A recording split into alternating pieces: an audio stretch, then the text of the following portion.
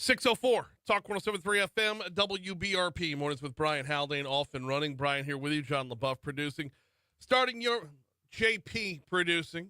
See, I almost missed it. I almost missed it. Had a day off. I like that. A day to retreat back to the old stuff. But no, JP producing, starting you off at 79 disgustingly hot degrees in downtown Baton Rouge. Yep, back in the saddle. Appreciation to David St. Romain for filling in yesterday. I could not be more appreciative because getting away for, even if it was just one day, a 3.5 day weekend, I am unbelievably tired, but recharged at the same time. Is that weird? Like tired and raring to go. Is it about right? You know, just a touch of nature, just a little bit of time with the fam. Yeah. You know, got to see a whole new crop of Axe Brothers down in Covington. Oh, very cool. Yeah. Jam-packed in the 3.5 days, but we're rip-roaring to go. I got a solid 3-day week this week. So, programming note, I'll be out on Friday. All right, top stories and trending. Let's go. Pew, pew, pew.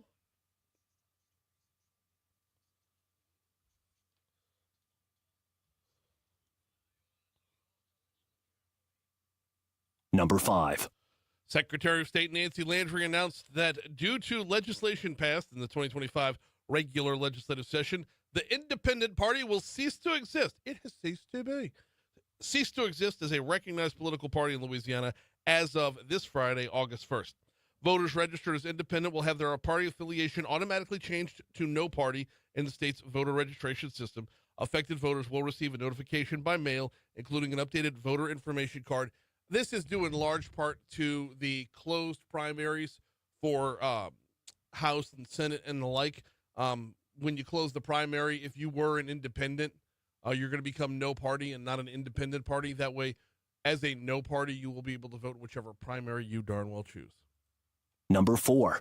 U.S. Congressman Cleo Fields spoke yesterday at the Press Club of Baton Rouge, where he criticized the Trump administration's big, beautiful bill. Fields said the bill passed by Republicans this year will negatively impact Louisiana residents and that over 250,000 residents will lose their health insurance. I don't know so much about that. We'll dig into that later on in the week. Number 3.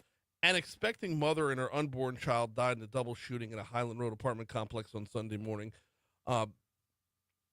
Kimberlyn Martin and another man were hurt in the shooting that happened at Elevate at Highland, that used to be the hub. Both victims were taken to a hospital where Martin and her baby died. Police said the other victims expected to survive. Police said the shooting did not appear to be domestic. It also didn't appear random. They are looking for an unidentified shooter. Number 2. The Howell Community Park pool will remain closed for the remainder of the year. Officials announced the decision during a community meeting Monday night. Comes after 4 juveniles between the ages of 8 and 12 jumped over the fence with handguns back on July 20th. Number 1. I like the Advocate's headline on this version of the story. 5 months, 58,000 players, and $125 million later, Baton Rouge's big bowling party is over. Yes, $125 million worth of revenue towards the bottom line in Baton Rouge. However, and I'm getting this from absolutely nobody but myself, this is just gut here, I'm guessing that number is going to go up. I'm guessing that number is conservative and will be amended upwards. But the official reporting from the city, or from the mayor's office and Visit Baton Rouge yesterday, was $125 million, obviously sticking with the conservative end of the revenue that rolled through town.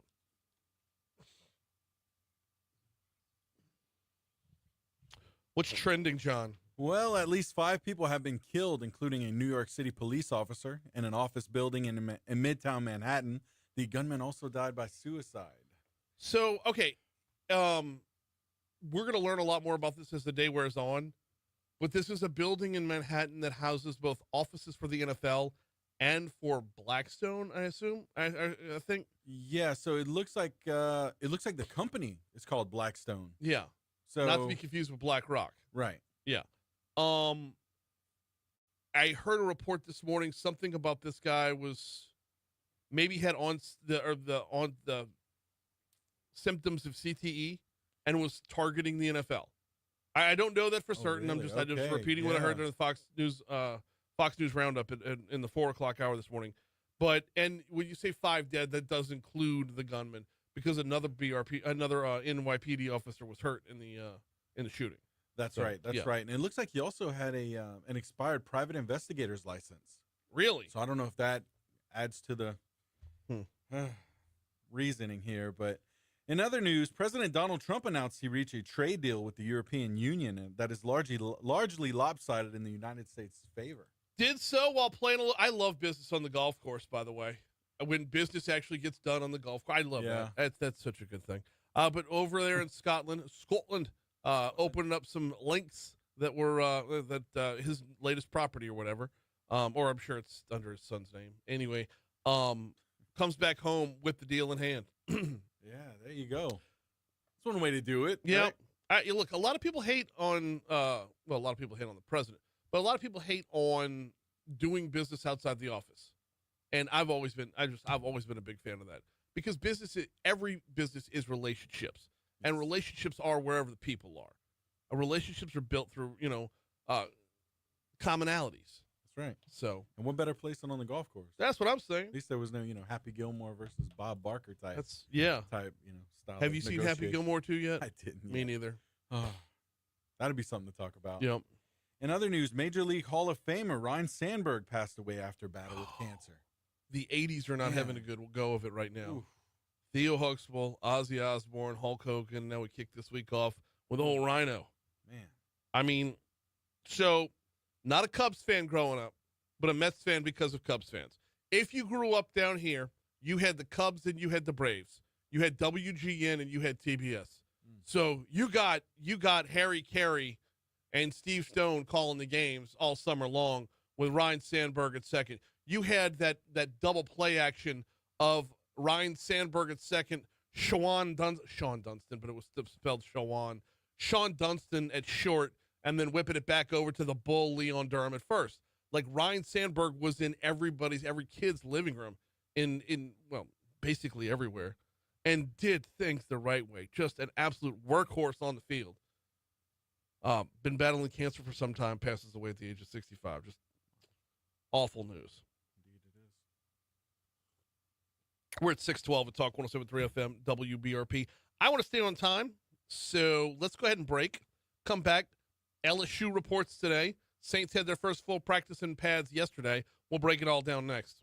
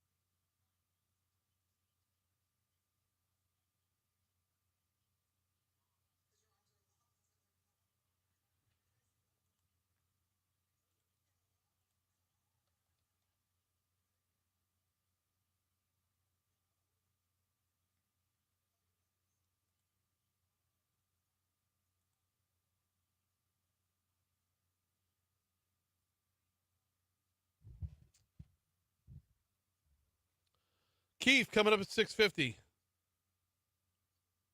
Eric says camping vacations, you need a day vacation from that in my experience.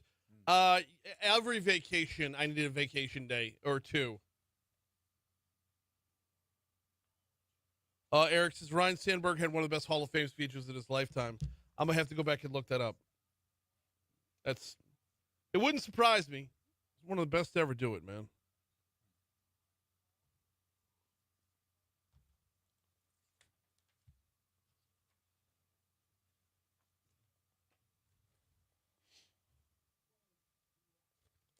Doo-doo.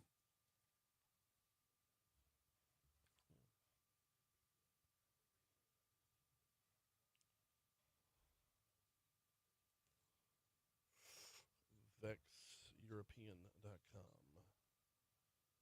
Let me get to my reviews before I do the spot.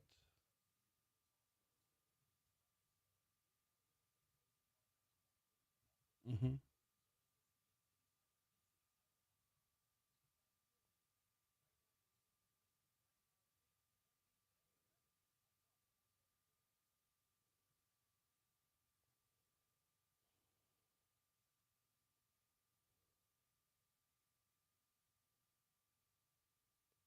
They need some new reviews.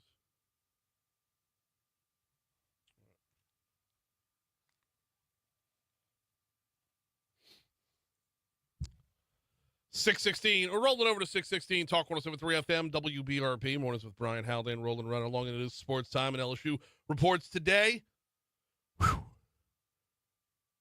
Fourth year for Brian Kelly. Should be a big one. You got Garrett Nussmeier under center, a returning quarterback. Threw for more than 4,000 yards last year. Mike Detillier with WWL just down the road says Nussmeier is the only sure first-round draft pick on the roster right now, but there's another breakout candidate out there. The guy to watch, though, and I would say two of them. One's Barry Brown, but the other one is Chris Hilton, the wide receiver, because you can't teach speed. Speed had never had a bad day in his life. That's on the offensive side of the football, to be sure. There's some potential first-rounders on the defensive side as well. We'll get to that in a minute. Hilton has struggled with an injury since coming to LSU as a four-star back in 2021. Brought in 6 catches for 298 yards. 6 catches for 298 yards. Do the division on that, y'all. And 3 touchdowns in the final 2 games of the season last season.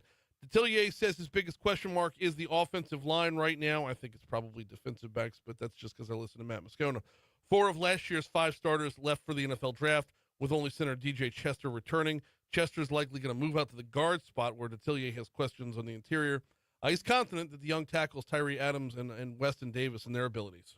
In obvious third down passing situations, they handled the pass rush of Baylor very well, and Baylor threw a lot of different looks at them to try to confuse them, and they were able to pick it up. And when you look at last year's offensive line versus this year's, yes, you had a bunch of dudes in the NFL draft, but you also couldn't run for doo-doo. So you've still, even as great as the guys were out there, you got room for improvement. Flipping it over to the defensive side, we're looking for improvement there as well. Detillier is hoping that linebacker Harold Perkins returns to his role as C-ball, tackle ball. He has questions about LSU's secondary, but talking about DJ Pickett, he hasn't heard that much buzz about a freshman since Patrick Peterson. I think it's Pickett's recovery speed for a big man and his ability to play the ball in flight. He's going to see action game 1, but how the cornerback group ends up, to me, is very intriguing. August 30th versus Clemson. That's when we kick things off. Meanwhile, the Saints put on pads for the first time yesterday, giving everybody a first look at what's going on in the trenches, where defensive end Carl Granderson had a solid performance and said the offensive line looked fast and confident. Granderson was most impressed by his edge rushing partner. That would be Chase Young. Just from when he first came in to now, it's like night and day. He's learning. He's playing way faster now. He's getting after it. He's healthy now, coming off a neck injury the previous year. So me on the other side and Chase on the other side, man, this is going to be special. Hey, the year after the injury year, right? You got the 1 year to kind of rebuild yourself, refocus, rebuild up that confidence and whatever to attack at full speed. We talked with Ross Jackson from LouisianaSports.net last week about Chase Young, and I can't help but be a little bit positive about him. This will be the second time through the quarterback rotation. Jake Hayner will get his second crack at the starting reps today. Each young quarterback has shown a little bit, but clearly each young quarterback has had their downsides as well. Wide receiver Brandon Cooks says they do all have the right approach. They're going out there, controlling what they can control, not worrying about everything else, who goes first one day, who goes first the next. So right there, you're showing each one of your quarterbacks is professional about the situation. They grinding, they're willing to push each other, but also help each other out, and I think that's very mature for a bunch of young guys. You know, I know the Saints aren't projected to do much this year. It's supposed to be a 4 or 5 win season at best. But, man, I'm starting to break down position by position and am the NFL is based off of parity. And when you start to break down position by position, I'm not wholly convinced that this can't be a middle of the road team. I don't know. Maybe it's the preseason hype that's talking. 6:20. Here's the Fox Business Report.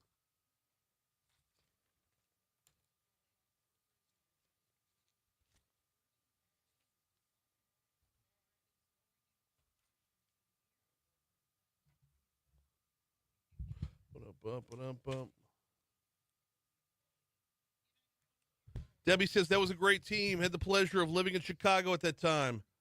Baseball on TV every day. Well, also because they were on during the day and not at night, because Wrigley didn't get lights until like way, way later than everybody else in the world. So that was a part of it. But yeah, I'm trying to think of how many.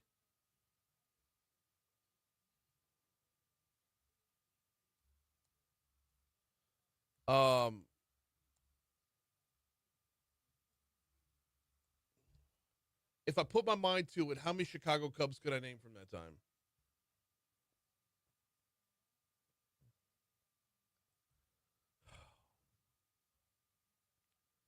Because you had, oh, wait, let me mute my computer real quick before this catches me.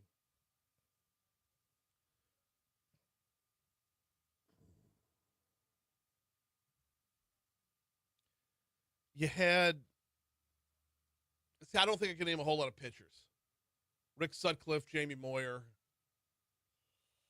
I don't know who else I can name. They didn't have a whole lot on the bump. Because I was a Mets fan. So I can name you everybody over there.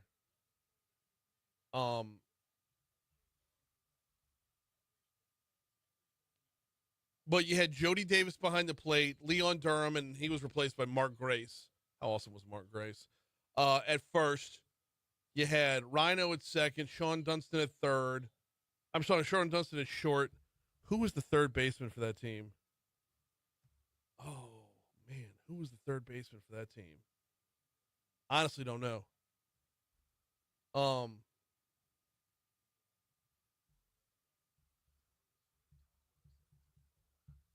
Moving to the outfield, obviously the Hawk, Andre Dawson and right. And that's all I got. I don't think I can name any of the other outfielders. Maybe Dave Martinez, maybe? I don't know. Oh, shit. I got to traffic.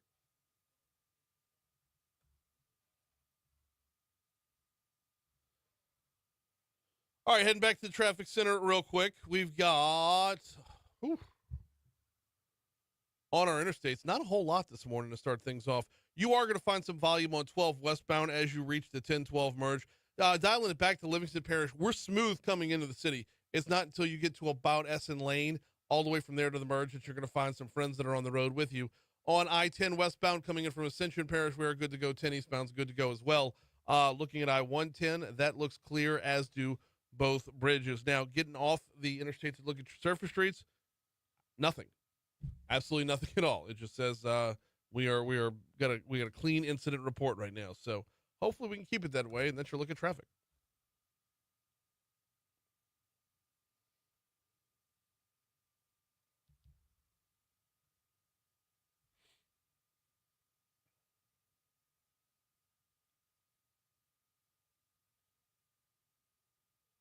Well, Keith says over there on Facebook, hooray for mediocrity. Talk about the Saints maybe going 500 instead of only getting 3 or 4 wins. It begs the question, though, what do you want? What would you rather see? Would you rather tank the whole year and get the top draft pick, get, potentially Garrett Nussmeier as quarterback? Because if you do that, then you kind of blew a pick on Tyler Shuck. Or would you rather vie and be competitive with the NFL being built off of I just lost the word. I had it in the last segment. Parity. With it being built off of parity, would you rather go up there, fight every week, and potentially, try to make the playoffs? You're in a garbage division, so why not? I don't know. Let's talk over on Facebook Live. We're there every single day, courtesy of the folks over at Lake Urgent Care. I saw a story yesterday that I'm going to dig in on here in just a second. Do need to remind you about the folks over at Vex European. VexEuropean.com is the website, VexEuropean.com. Look, I tell you all every day about Vex, and you know I love them, but if you go to VexEuropean.com, pull up the reviews. Pretty ridiculous how widespread and consistent the reviews can be. For example, Thomas says, and this is from 11 months ago, Thomas says, great service and personal touch with Vinny. I highly recommend them if you need your Porsche repaired. Well, all right, let's fast forward the clock here to fast forward by 4 months to 7 months ago. Sean says, outstanding environment with a team of highly knowledgeable and friendly staff. Their commitment to keeping you informed throughout the entire process is truly commendable. What sets Vex apart is their willingness to tackle vehicles that other shops are hesitant to touch. Their expertise and confidence shine through in every aspect of their work. Considering the top-notch service and unparalleled expertise, the pricing at Vex is incredibly reasonable. Without a doubt, I will absolutely be a repeat customer. And that one came from, what was this guy's name? Sean. Could not echo his sentiments anymore because I use Vex. I drive an 18-year-old car, and it takes a lot to keep that bad boy moving. And Vex does exactly that. I have a Mercedes-Benz technician that works on Mercedes-Benz vehicles. Just like if you have a BMW, you will get a BMW tech. You already heard about Porsche. The same is true of Land Rover, Jaguar, you name it. Visit VexEuropean.com. So, John, did I send you the cuts for this segment? Okay.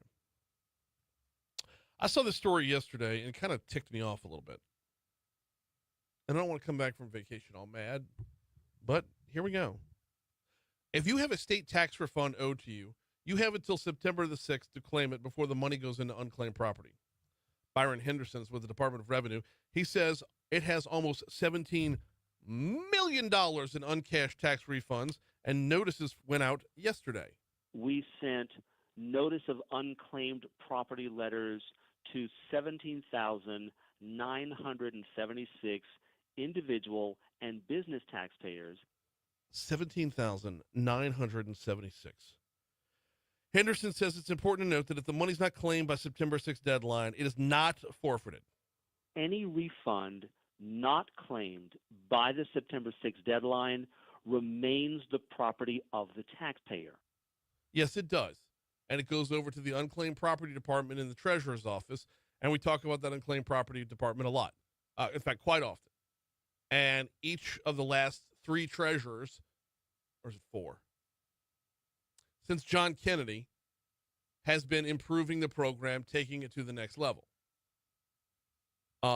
Whether it be, updating the website, whether it be extending the statewide tour where they'll go to malls and shopping centers around the state, trying to draw people out to get their names and information, or whether it be just straight up cutting checks and sending them out, kind of like, Publishers Clearinghouse style, like John Fleming is doing right now.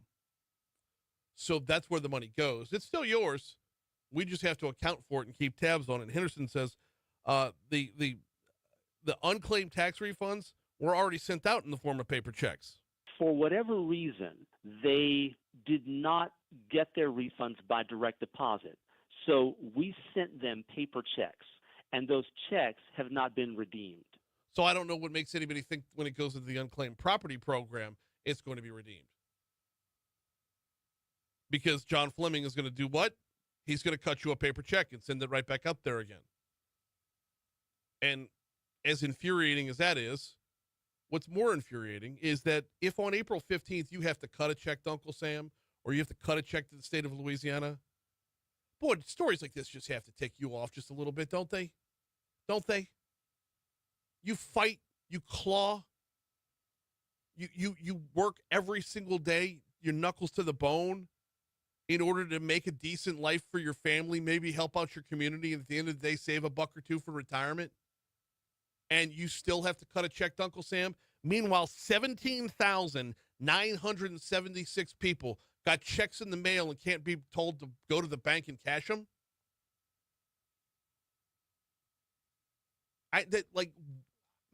Maybe that shouldn't make me mad. And maybe some of them got lost in the mail. Sure, we can roll with that. I don't think all 18K got lost in the mail, but we can roll with that. Maybe a few of them did get lost in the mail. All right, fine. Maybe some folks are just sitting on them because life is good right now and they don't need the money. God bless. But just when tax time comes around and I fire up the good old TurboTax right there, and I see that number that I have to cut the check for at the end of the day, after paying my taxes withdrawn from my check every time a check comes out, and then I've still got to cut another check. And check after check after check, just struggling to have, how does Ramsey put it, too much month at the end of the money. And yet and still, 17,976 people can't be bothered to cash theirs.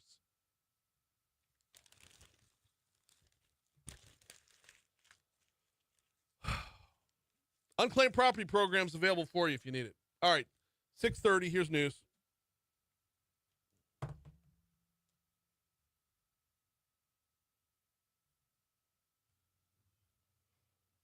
Yeah, rightfully so, man. It's ass. Yeah.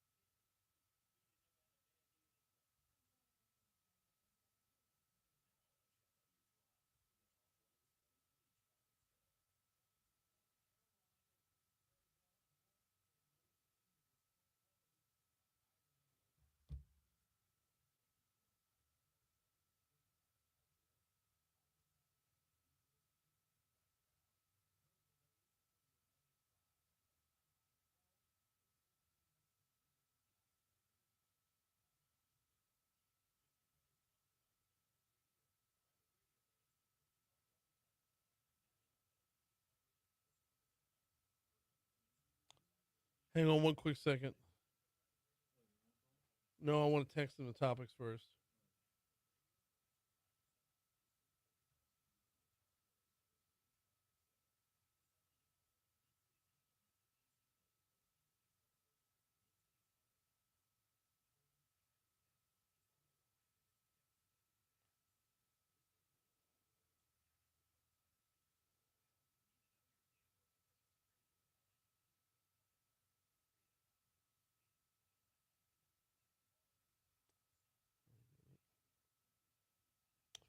All right, you can call.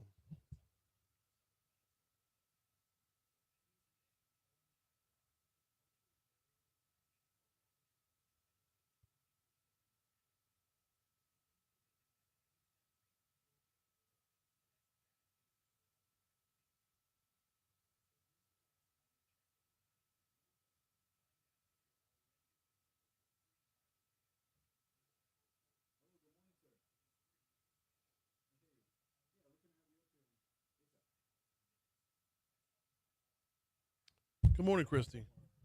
Yeah, what's that?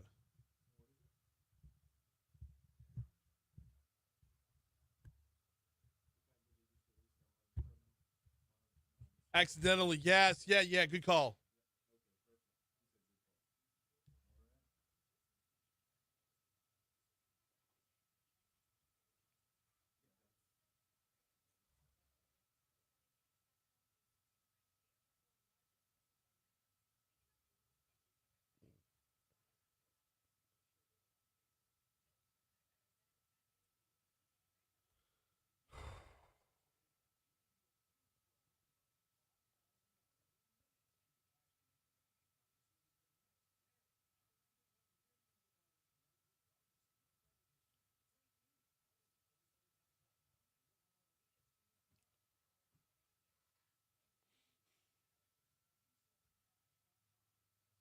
Hmm. I have a name tag on. I didn't even realize I must have washed it with this on it. Gross. So did I. So did I.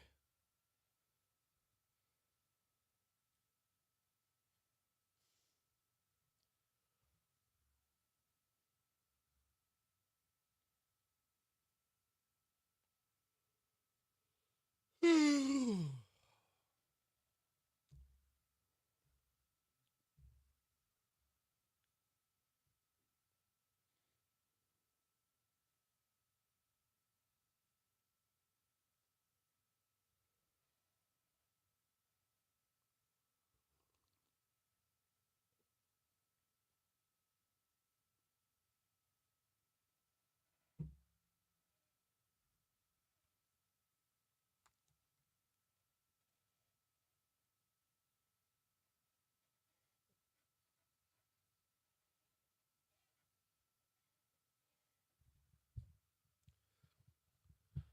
637. Talk 1073 FM, WBRP, mornings with Brian Haldane, rolling right along, asking this question. If they're just going to break out of prison anyway, why not let them go? That seems to be the attitude in New Orleans. Joining us now, we got Jeff Crouere, host of Ringside Politics. Does that about sum it up, Jeff? Yes. I mean, Brian, I wanted to talk about this because I am passing the prison right now, and whenever I do pass the prison on the interstate, I'm very careful to make sure that there are no prisoners crossing because, of course, this is a prisoner crossway. Yeah, it's insane. I am shocked. Absolutely insane. I am shocked nobody in New Orleans has put that sign out by the interstate. Right. Prisoner crossing. Oh my gosh, that would be so New Orleans to do that. All right, Exactly. tell me about this latest one. Who is Khalil Bryan? Well, he is a hardened criminal, guy who is in prison for a variety of crimes, including home invasion. This is a man who is dangerous, and the excuse was from the sheriff that his name was similar to the name of someone else, and they released him by mistake. Oh, and this happened at 1 a.m. the other morning. So nobody knew about it for 15 hours. So again, the criminals have a massive head start. And this is just, beyond unacceptable. This has got to be the most dysfunctional and incompetent sheriff in the country by far. I don't think there's anybody even close to her. We still have one guy, Derek Groves, from the initial 10 that were the escape, that is still on the loose, and he is a violent criminal. And now we have this guy. It's just mind-boggling. There should be protests in the streets. People should be outraged by this, but you know how New Orleans is. There's Well, no protests, very little outrage. It's pitiful. I mean, I would protest in the streets, but I'd be worried I'd run into a criminal that just got out of the prison.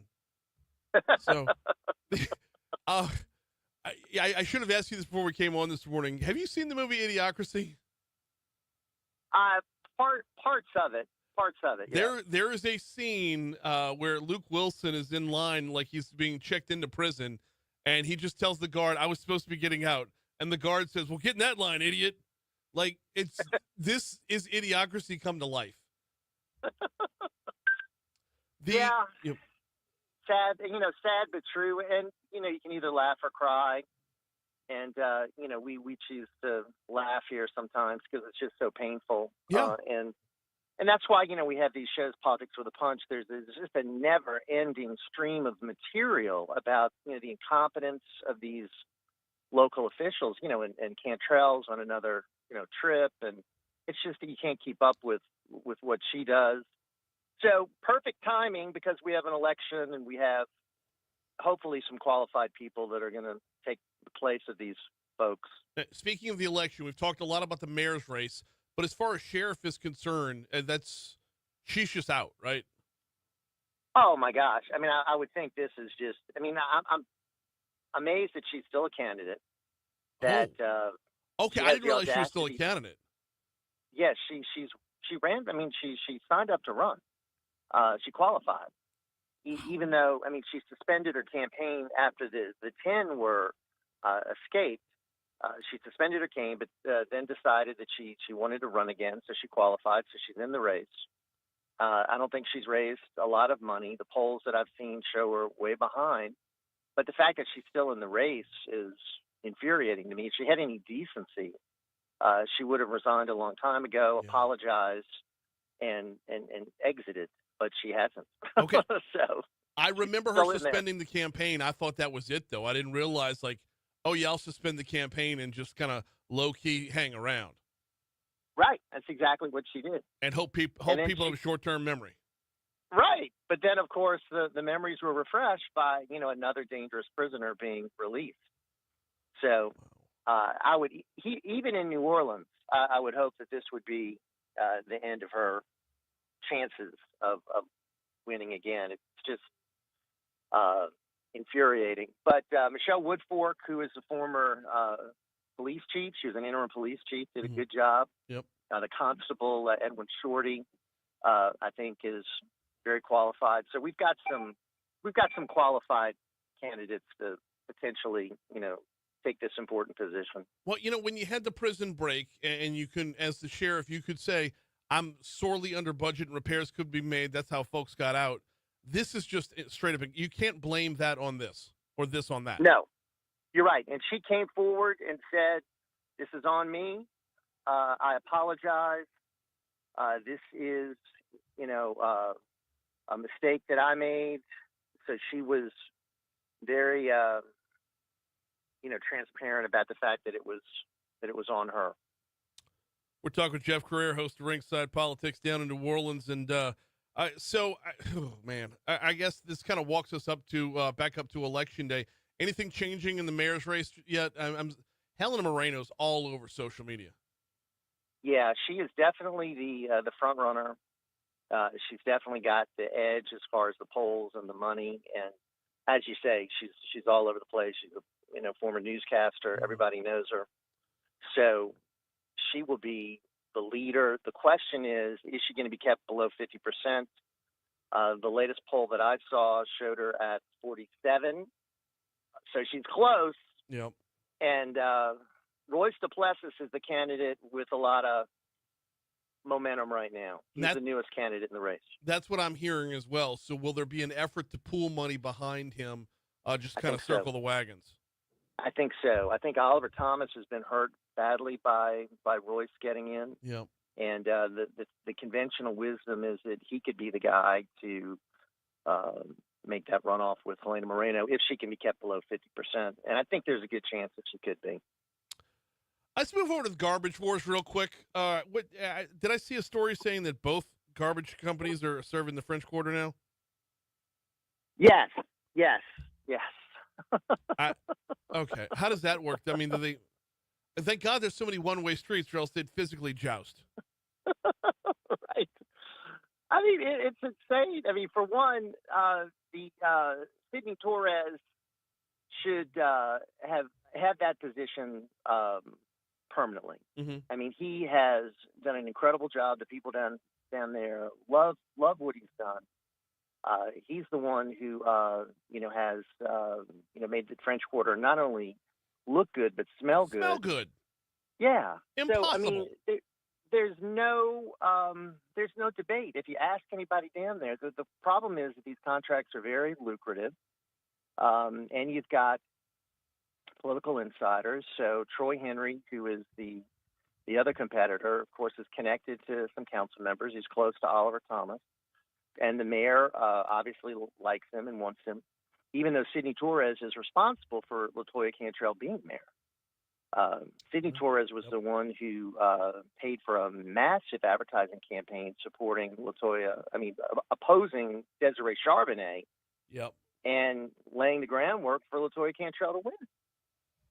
Oh, but for having a crystal ball, that's and now Sidney is obviously not for Oliver Thomas. He's for Helena Moreno, and will probably be doing some advertising on her behalf, increasing her chances of victory. Unreal. It's so much to keep up with right now. Let's pivot over to some good news. The airport down in New Orleans looks like it's growing, expanding. Yes, rave reviews for it. It is doing very well. People are very complimentary. So that seems to be something that was a positive over the past few years. I mean, the only negative was, of course, when they constructed it, they didn't do a ramp off the interstate. So it took a few years for them to finally get the ramp. I mean, they did the airport before the ramp. But other than that, I think it's been a big success. Well, and now they're adding another terminal. Is that what I'm understanding? Yes, I mean, I think that tells me that that's growing. We're bringing in more flights, which is great. I do know we've got some good business on the books for the fall, from what I understand from tourism leaders that I'm talking to. It's been a very tough summer though, and I think that's probably not just here but all over. But they're gonna hope, and I know we got our lieutenant governor that is a constant promoter, bringing in more business. Mm-hmm. So I think people are optimistic about that sector of the economy. The problem is, of course, Brian, we need other sectors of the economy. We can't just rely on tourism here. No, absolutely. And I'm curious, though, because you mentioned about how it's a rough summer. The rough summer is coming off a ridiculous run from the fall all the way fall, winter, and spring. Dated all the way back to Taylor Swift, running through the Super Bowl, and then a few, conferences after that. Fall through spring, we're on just a ridiculous clip down in New Orleans. So, yes, it's a rough summer, but we got that, that added boost and that level of comfort right there to make us think it was always going to be that way. Right. I mean, yeah, I think we had an incredible array of events. So, of course, we had tragedy, Brian. Also true. And that's been something that, we haven't talked about much, but it has been something that I think, has brought some negative, obviously negative attention to the city. And then, of course, we followed that with the prison breakout. And now we got another prisoner that has just been released. But, yeah, it was an incredible string of events and massive successes. And then, of course, we had, the tough summer. So, yeah, I think it's been an up and down year. That's for sure. Last one before we get you out of here. We got about 60 seconds to go with Jeff Crouere, host of Ringside Politics down in New Orleans. Got to ask you about the independent party going away. Is this going to move the needle at all? Is this a big deal to y'all? Because I'm not seeing any, real. It was due to legislation that was passed and has a lot to do with the closed primaries. But does this matter to anybody? Well, it's 150,000 people approximately. Yeah, but they're just moving to no party, which is probably what they were to begin with. Right. And I think it is going to be interesting in that these people will be allowed to participate in the party primaries. So I think it'll move the Republicans a little bit to the center, mm-hmm. and the Democrats too. So, these people are not as liberal as the Democrats and not as conservative as the Republicans. So I know that Cassidy's glad that these people are in the primary, Oh yeah, that they're going to absolutely. be able to participate. Yep, absolutely. He's the big winner in all this. In the meanwhile, you got a show to get to. He is Jeff Crouere. We always appreciate the time, brother. Talk to you soon. Thank you, Brian. Thank you. Thank He's got to let us know when he's going on vacation. I don't want to hit him up on a Tuesday when he's like sipping drinks with umbrellas in them. We got, your money now.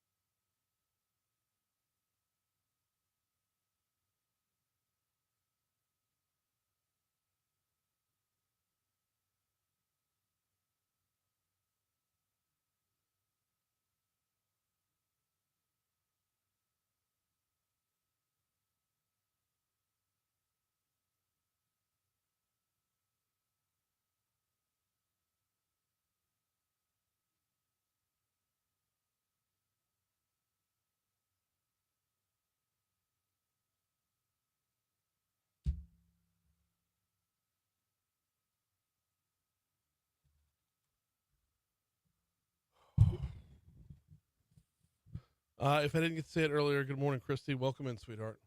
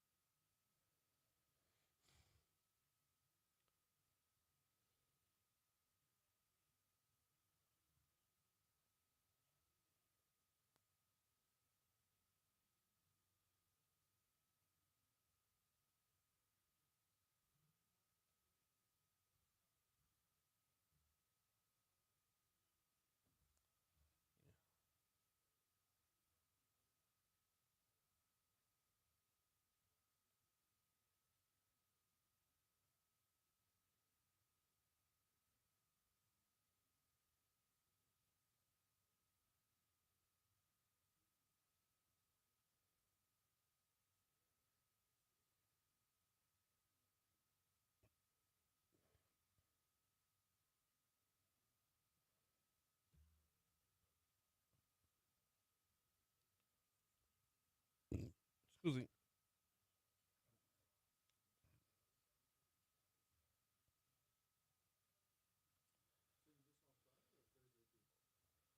As of right now, Friday, I'm gonna talk with Cade. Just while I don't have, I don't need to be off Friday. I mean Thursday, because if I can get out of here right after the show, I'll be doing good.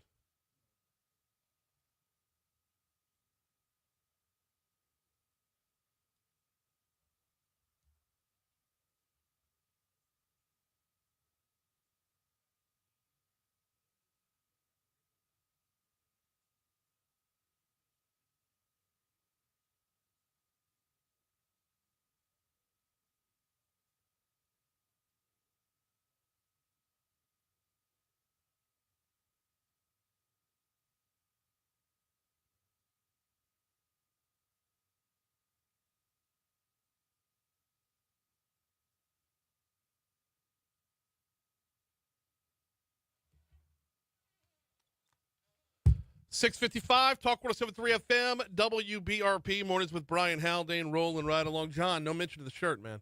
You didn't mention the shirt yet.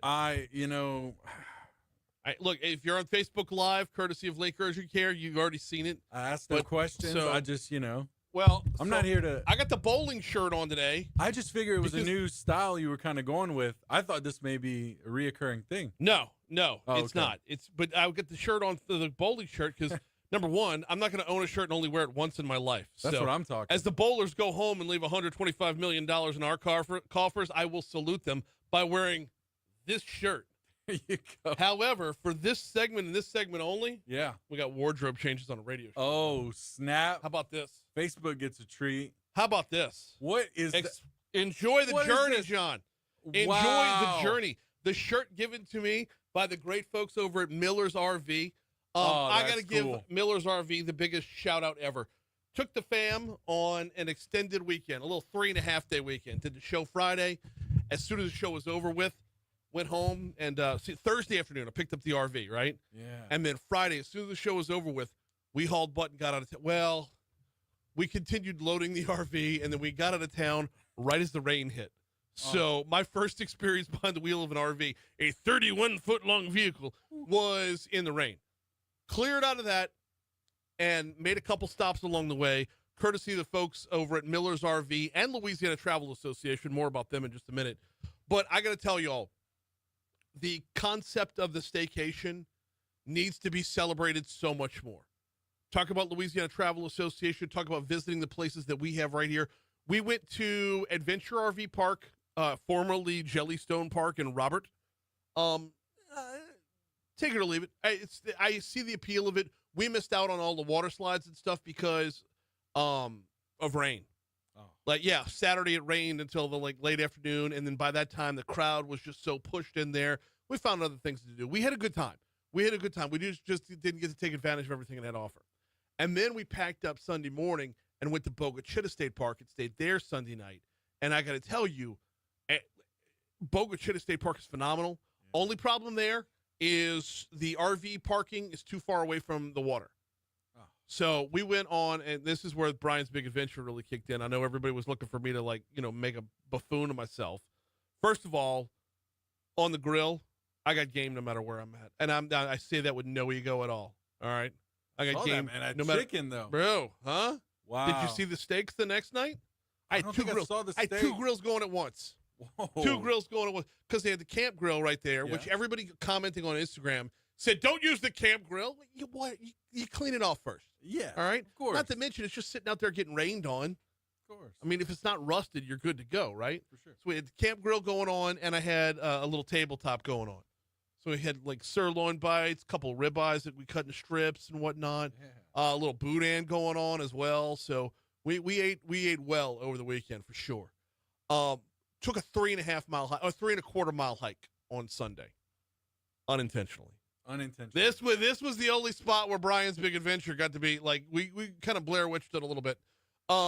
We missed a turn in taking the Gorge Run Trail. And we did the upper gorge and lower gorge, but we missed the turn somewhere along the way. And we ended up on the other side of the park. We had to hoof it back on the street, which I got to tell you, when it's 98 degrees outside and you're walking along that asphalt, oh my goodness.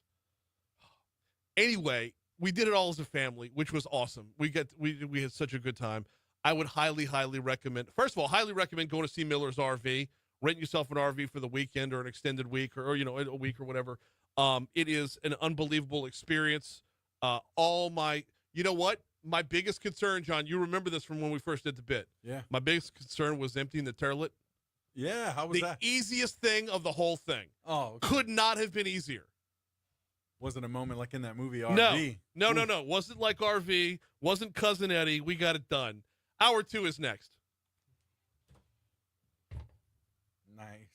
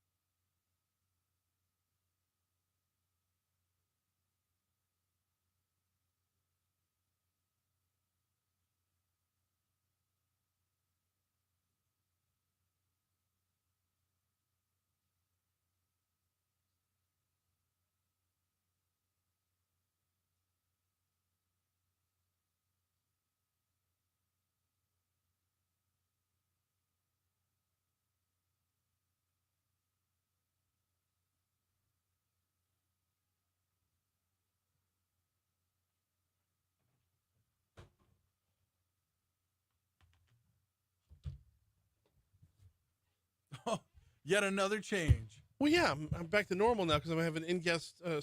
I think Sid's in studio. I think Coach is in studio. Okay, cool. If not, I know David is next hour, so I'm gonna be looking like a goober wearing a bowling shirt. No offense to the bowlers out there. No, I mean, yeah.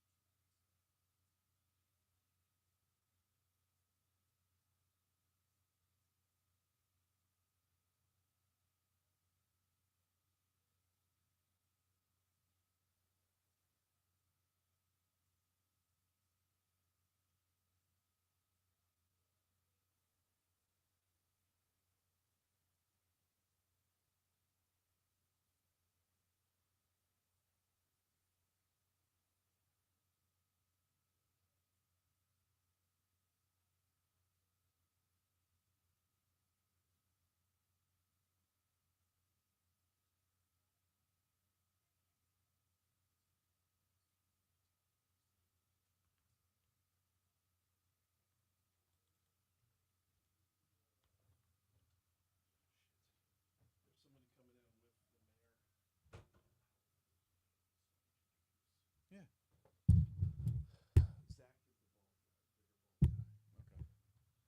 So who? Okay. So it's 3 guys.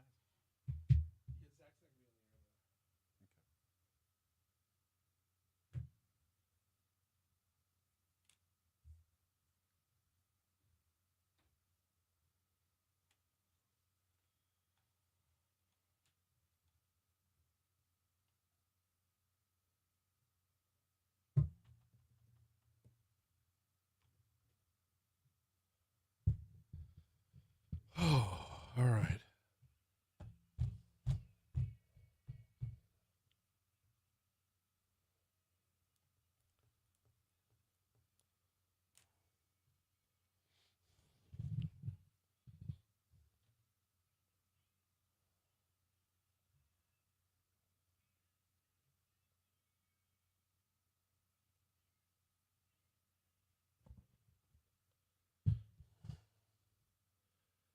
.705 Talk 107.3 FM WBRP Mornings with Brian Haldane rolling right along. Brian here with you. JP producing. We are starting off your second hour at 80 degrees in downtown Baton Rouge.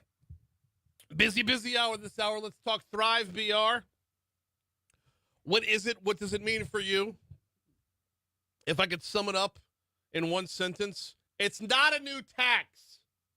It's going to be the hardest part to overcome with Thrive BR is taking tax dollars that are out there and dedicated to specific outlets and then undedicating a portion of them to put towards the general fund.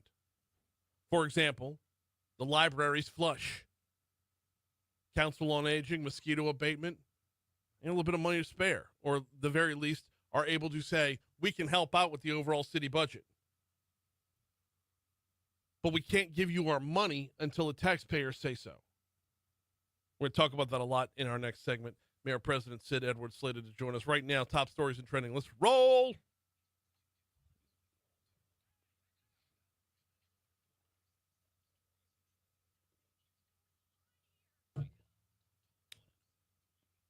Number 5. Secretary of State Nancy Landry announced that due to legislation passed in the 2025 regular legislative session, the Independent Party will cease to be. Voters registered as independent will have their party official affiliation automatically changed to no party in the state's voter registration system. Affected voters will receive a notification by mail. Number 4. Number 4. Okay, we had this in traffic all morning long, but I want to move it over to our news as well. It's down in Ascension Parish. Airline Highway southbound is shut down near the Ascension Parish line. Well, it's not in Ascension Parish. It's on the way to Ascension Parish. It's shut down in front of the state fairgrounds due to a fatal crash. The Ascension Parish Sheriff's Office, St. George Fire Department, and Louisiana State Police all responded to the scene. Officials say a pedestrian was struck and killed early this morning. The road was still shut down as of an hour ago. We will have the latest for you in our next check of traffic. Number 3. An expecting mother and her unborn child died in a double shooting in a Highland Road apartment complex Sunday morning. BRPD said Kimberly Martin and another man were hurt in the shooting that happened at Elevate at Highland apartment complex, formerly the Hub. Both victims were taken to a hospital where Martin and her baby died. Police say the other victim is expected to survive. Police said the shooting did not appear to be domestic, but it also didn't appear random. They are looking for an unidentified shooter. Number 2. The Howell Community Park pool will remain closed for the remainder of the year. Officials announced the decision during a community meeting Monday night. It comes after 4 juveniles between the ages of 8 and 12 jumped over the fence with handguns back on July 20th. Number 1. All right, I like the Advocate's headline on this story, so that's what I'm going to roll with here. Which means pop-up ads. There we go. Which means, here we go.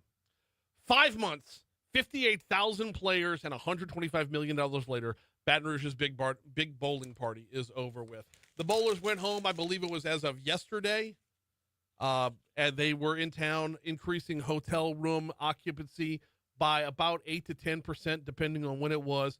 Sometimes it was as low as 6. That $125 million number, mark my words, and this is coming from nobody. This isn't coming from Visit Baton Rouge. This isn't coming from the mayor's office. That $125 million number is going to go up. That is a conservative number based off of the number of room nights, the average rate, and you look at the spend that they had while they were here in town. That's what they were able to track. But when you see the actual coffers, when you see who in town did well, that number I'm predicting will go up a little bit.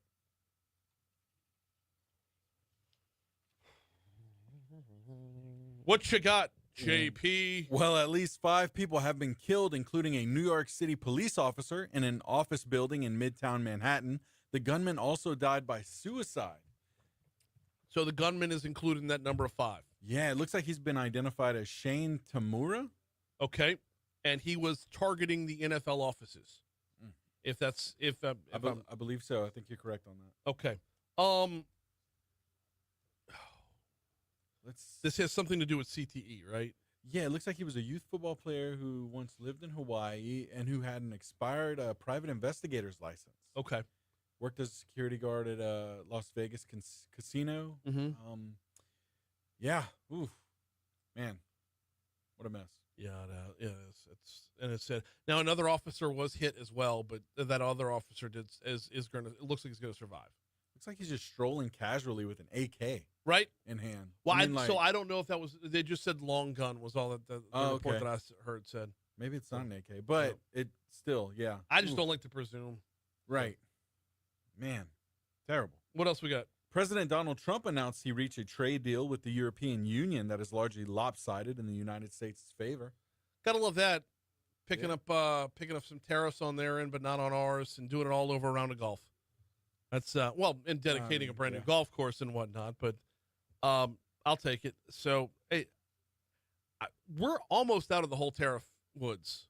Like everybody who we do business with, it seems like one at a time they're coming across the finish line with different deals, and it's panning out differently across the board. It's we see it, right? Do what? We like to see it, right? Yeah, it just the critics, the economists, the historians, everybody early on was trying to make the comparisons to the Smoot-Hawley Tariff Act, like back in 1930, trying to say it was being too protectionist. We can't put up walls around America in a global economy. A trade deficit is a good thing for your nation. And all those things were true. All those things were true. But we were looking at them as if tariffs were a given and not a bargaining tool or a negotiating tool. And that's what this turned out to be. This isn't Smoot-Hawley all over again 90 years later. Although Smoot-Hawley did further down the road have some positive repercussions. But that's neither here nor there. This this was its own thing. This was unique in American history, and it's looking like it's playing out to where we're getting more wins than losses. Which is great, yeah. Absolutely. In other news, Major League Hall of Famer Ryan Sandberg passed away after a battle with cancer. Yeah. I mean, part of that Chicago Cubs, you don't want to say dynasty because they never won anything. But still, you know. Just the Cubs of the 80s were America's team. Like, the Cubs of the 80s were in your living room. The Cubs of the 80s with Harry Carey on the mic. And, I mean, you had, like, Ryan Sandberg and Sean Dunston. You had Leon Durham at first base until Mark Grace came along. And Ryan Sandberg was the epitome of just professional ball player. Just day in, day out grinding. And Hall of Famer, deservedly so. 10-time All-Star, 9-time Gold Glove Award winner.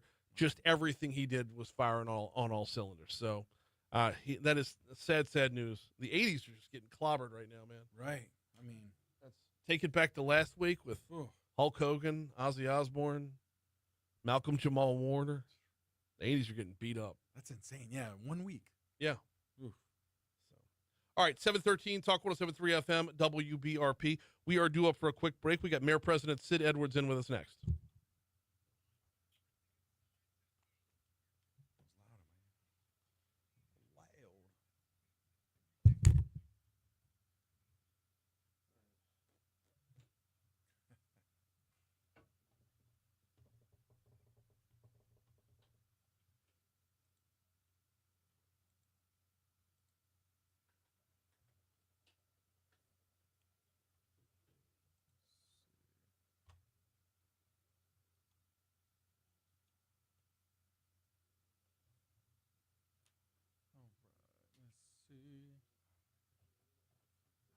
Oh, Matt, that's because everyone outside of work calls me JP. That's just what everyone calls me.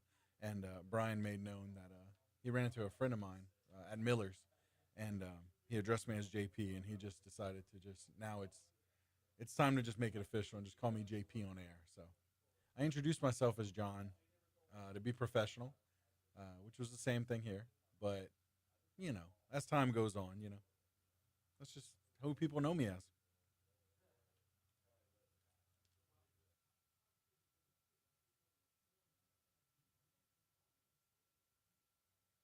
And I'm more comfortable with that anyway. I mean, my dad's a senior. I'm a junior, so, you know, I'd much rather JP anyway because John, you know, that's my dad.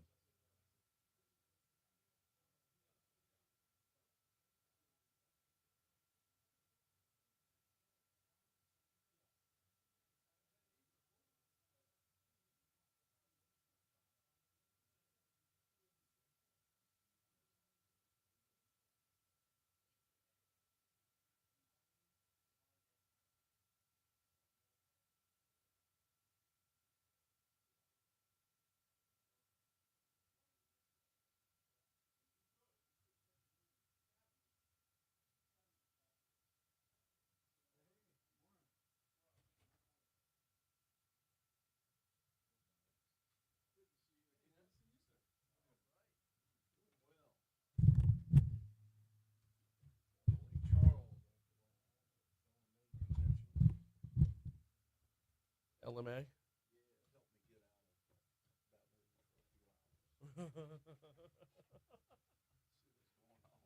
Yeah. I got out of Baton Rouge for the weekend. Took the family camping. A little RV from Miller's. It was fun.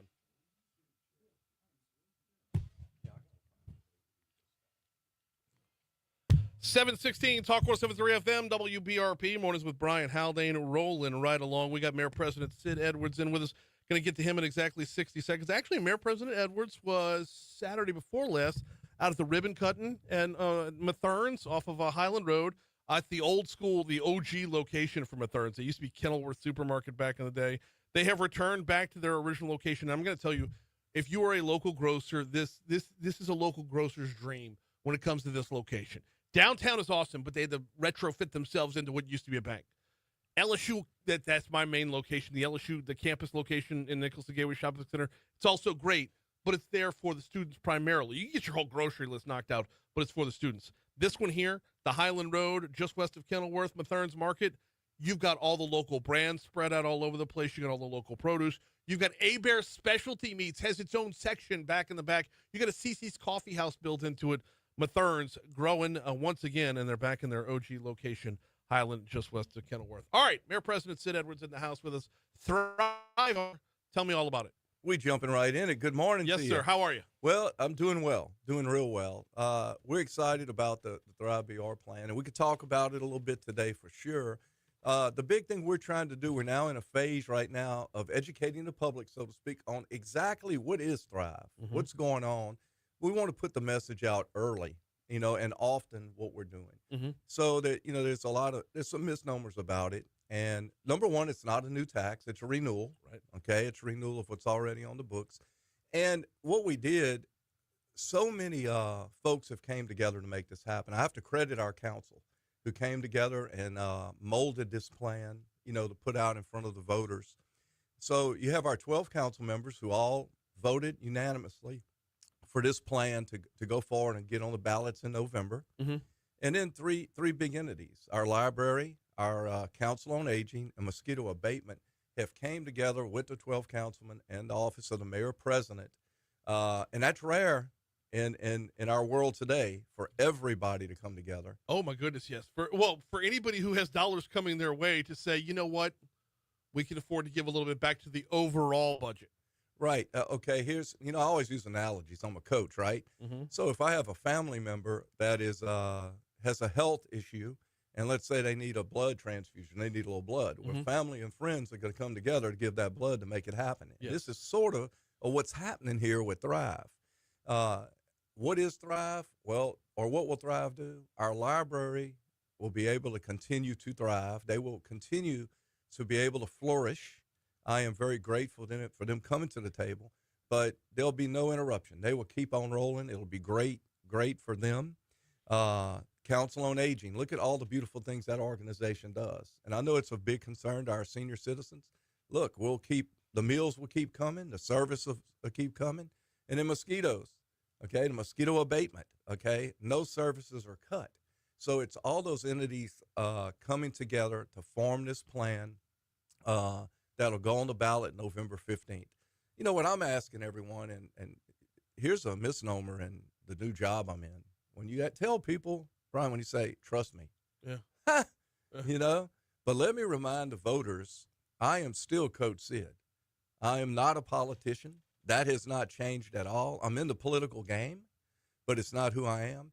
And I'm asking, I'm going to say it, the voters who trusted me before and those who trust the library, who trust Council on Aging, who trust mosquito abatement, to come to the table in November, and vote yes. It's critical because it's going to be 3 different things on the ballot now, 3 different yeses that need to be pressed. And, talking a little bit about what exactly is this going to do? The biggest thing is, like I said, it's going to continue to fund the library, the Council on Aging, mosquito abatement, but it's also going to allow us to pay down the debt in city parish, which is massive, $54 million, which is going to allow us to free up, some monies to do critical infrastructure and drainage things. Some of the money, because a lot of people, okay, where's the money going to go? Well, one is the debt, and the other is drainage, infrastructure, basic needs in our city. And when I say city, here's another thing I worry about. This is for the whole parish. Right. This thing is crucial for Zachary, St. George, Baker, and Central as well. And we're going to be getting out there with the library folks in particular. Library will be having town hall meetings to educate. The mayor's office will be doing it. Our council will be doing it to pump the message out, because we want the people to know exactly where this money is going, and in a more condensed version than what I'm telling it today. We got Mayor President Sid Edwards in with us, and you mentioned the trust me part of this. This is your first. You're not a politician, you're a coach. Well, this is your first as a politician. Your first time asking for the public's trust in a big way. You've done nothing to violate that trust. One of the things that I'm going to have trouble with this fall is seeing people who pulled the lever for you to be in the post turn back around and say, well, why wouldn't they pull the lever for you in your first, big move to get our city right. Well, it's no different. I'm hired as a football coach, say at LSU, and everybody's excited about the new guy, right? Right. Until we lose the first game, or until the But team don't look good. This is the first game to me. Right. To me, this is the first game. This is your first 4th and goal, Yeah. and you're making the call here. If you have done nothing to violate that trust, everybody who Right. voted for you should be on board. And I hope so. All right. I agree, and it is. That is a great analogy, man. I love the football stuff. Hey. It is 4th and goal. Yeah. And we have to score. And here again, it's not a new tax. It's a renewal, and it would mean so much to our parish. And let me add this too. Like, okay, people are sick of the analogies, but in preparation, pregame, for our parish, it's not just Thrive. We're looking at doing. It's not like we're trying to bring in a ringer, in the middle of the game. Our goal is to streamline government, get government more, to the size it needs to be, which is reduction. We are going to do some things to make government more efficient, make our finances more efficient. We're looking at every department. We're in the middle. We started looking at the budget 6 weeks ago. So there's going to be some things on top of Thrive that we're going to do. I hate using the word cuts. We are going to make it more efficient, on top of this Thrive plan. Thrive is just the first piece of what I think is going to be a much healthier parish. The Thrive piece of this is the biggest piece, but it's a piece that's long overdue.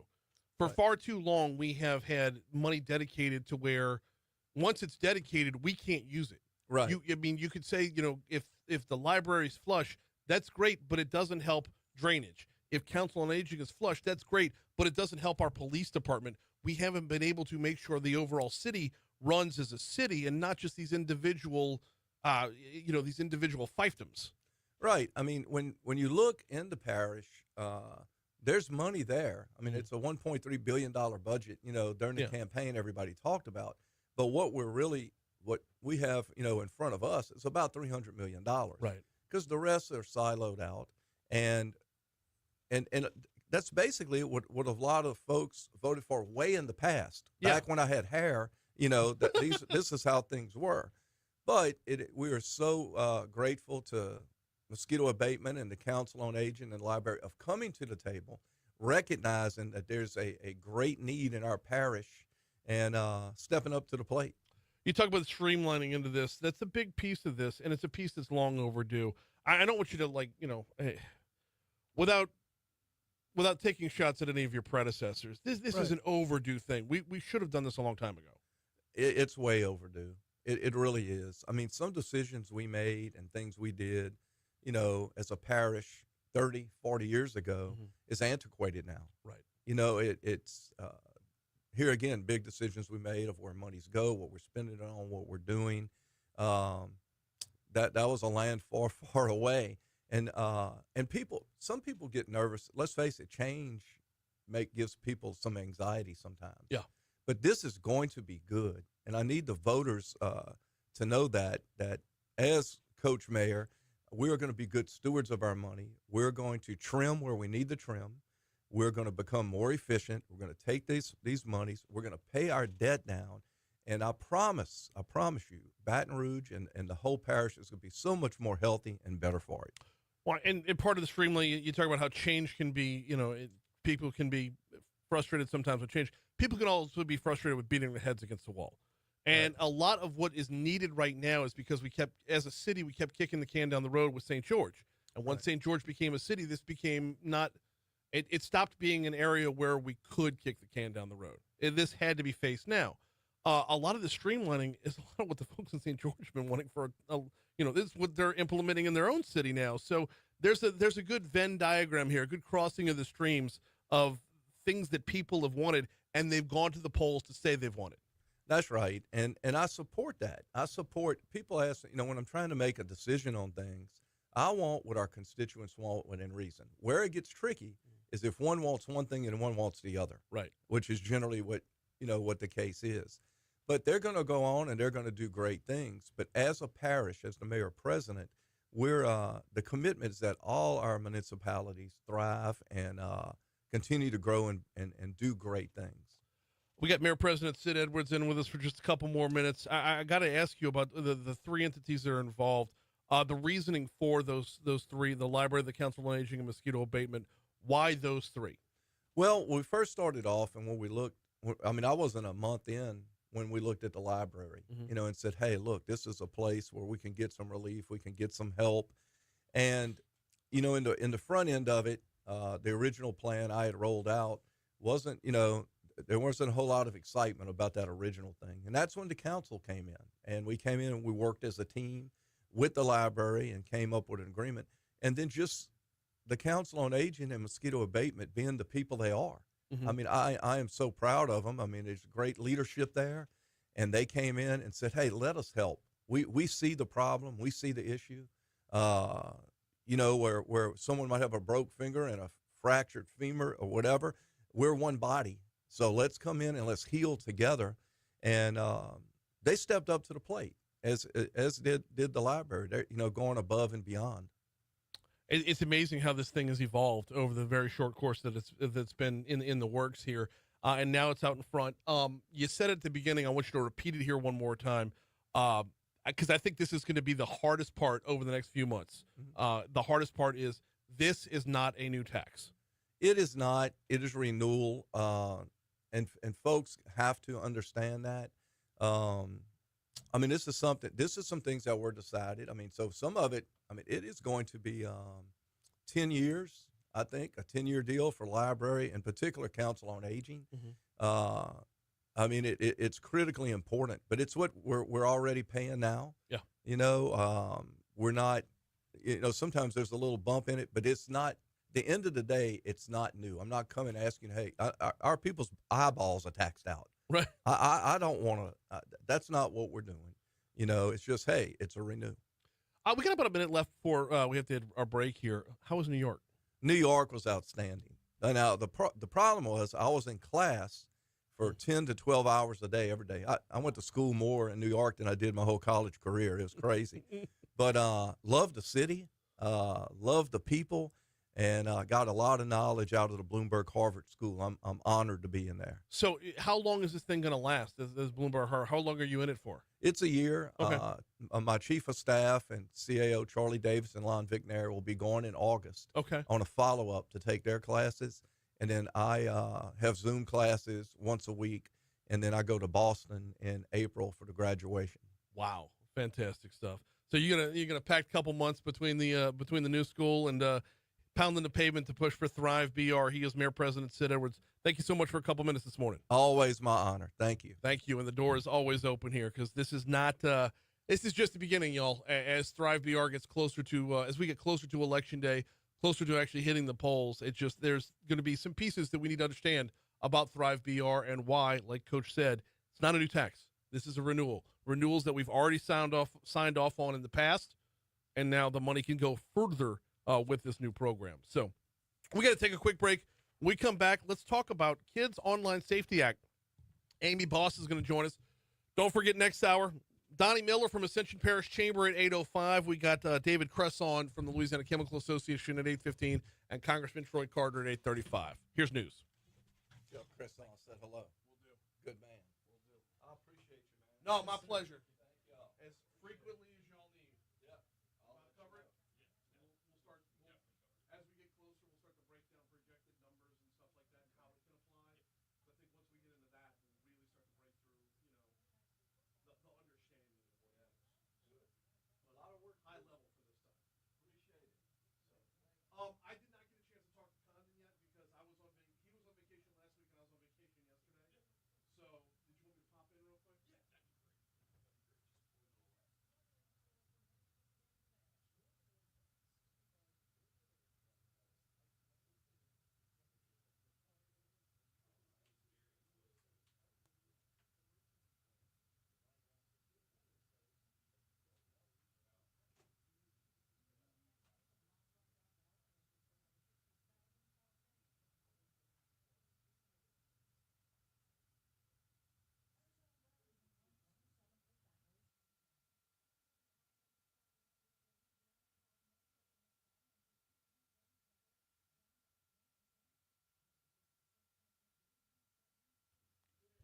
Yeah, Brian.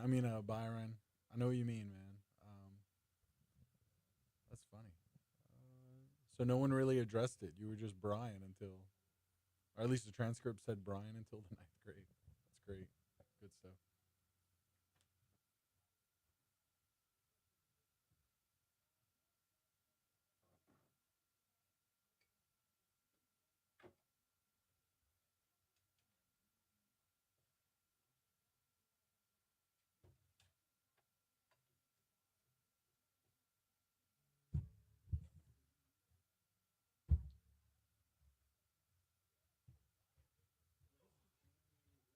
Boss, I think, BOS.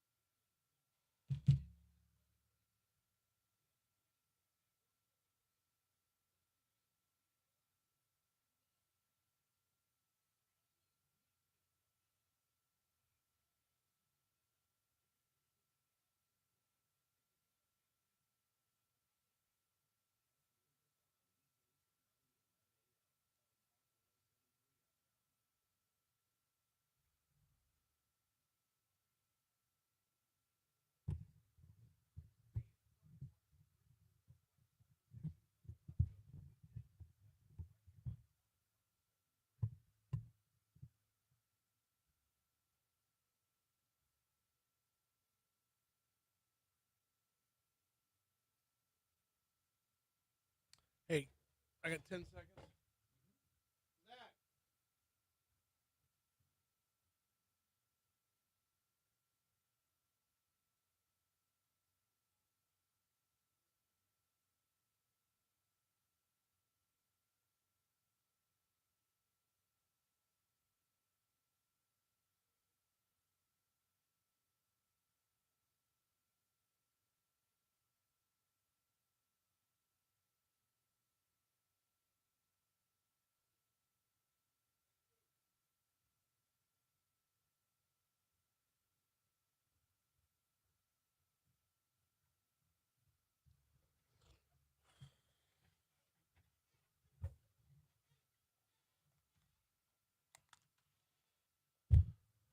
738 Talk 107.3 FM WBRP. Mornings with Brian Haldane, rolling right along. We're a couple minutes behind, but I need one more minute.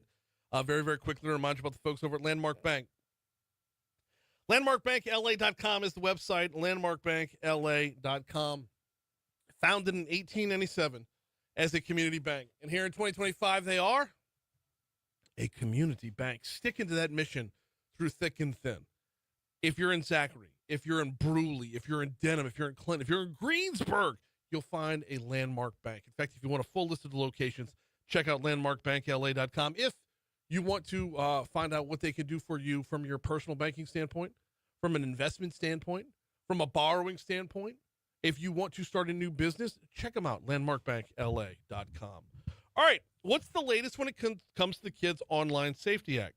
Amy Boss is our next guest, Director of State and Federal Affairs for Net Choice, on the hotline right now. Amy, good morning. Welcome. How are you?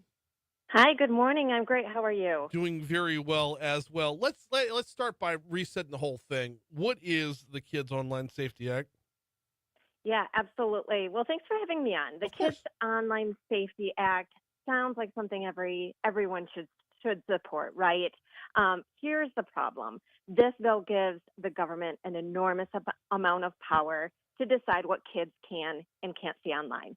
So under the bill, social media companies would have to filter out anything that the government deems as harmful to minors.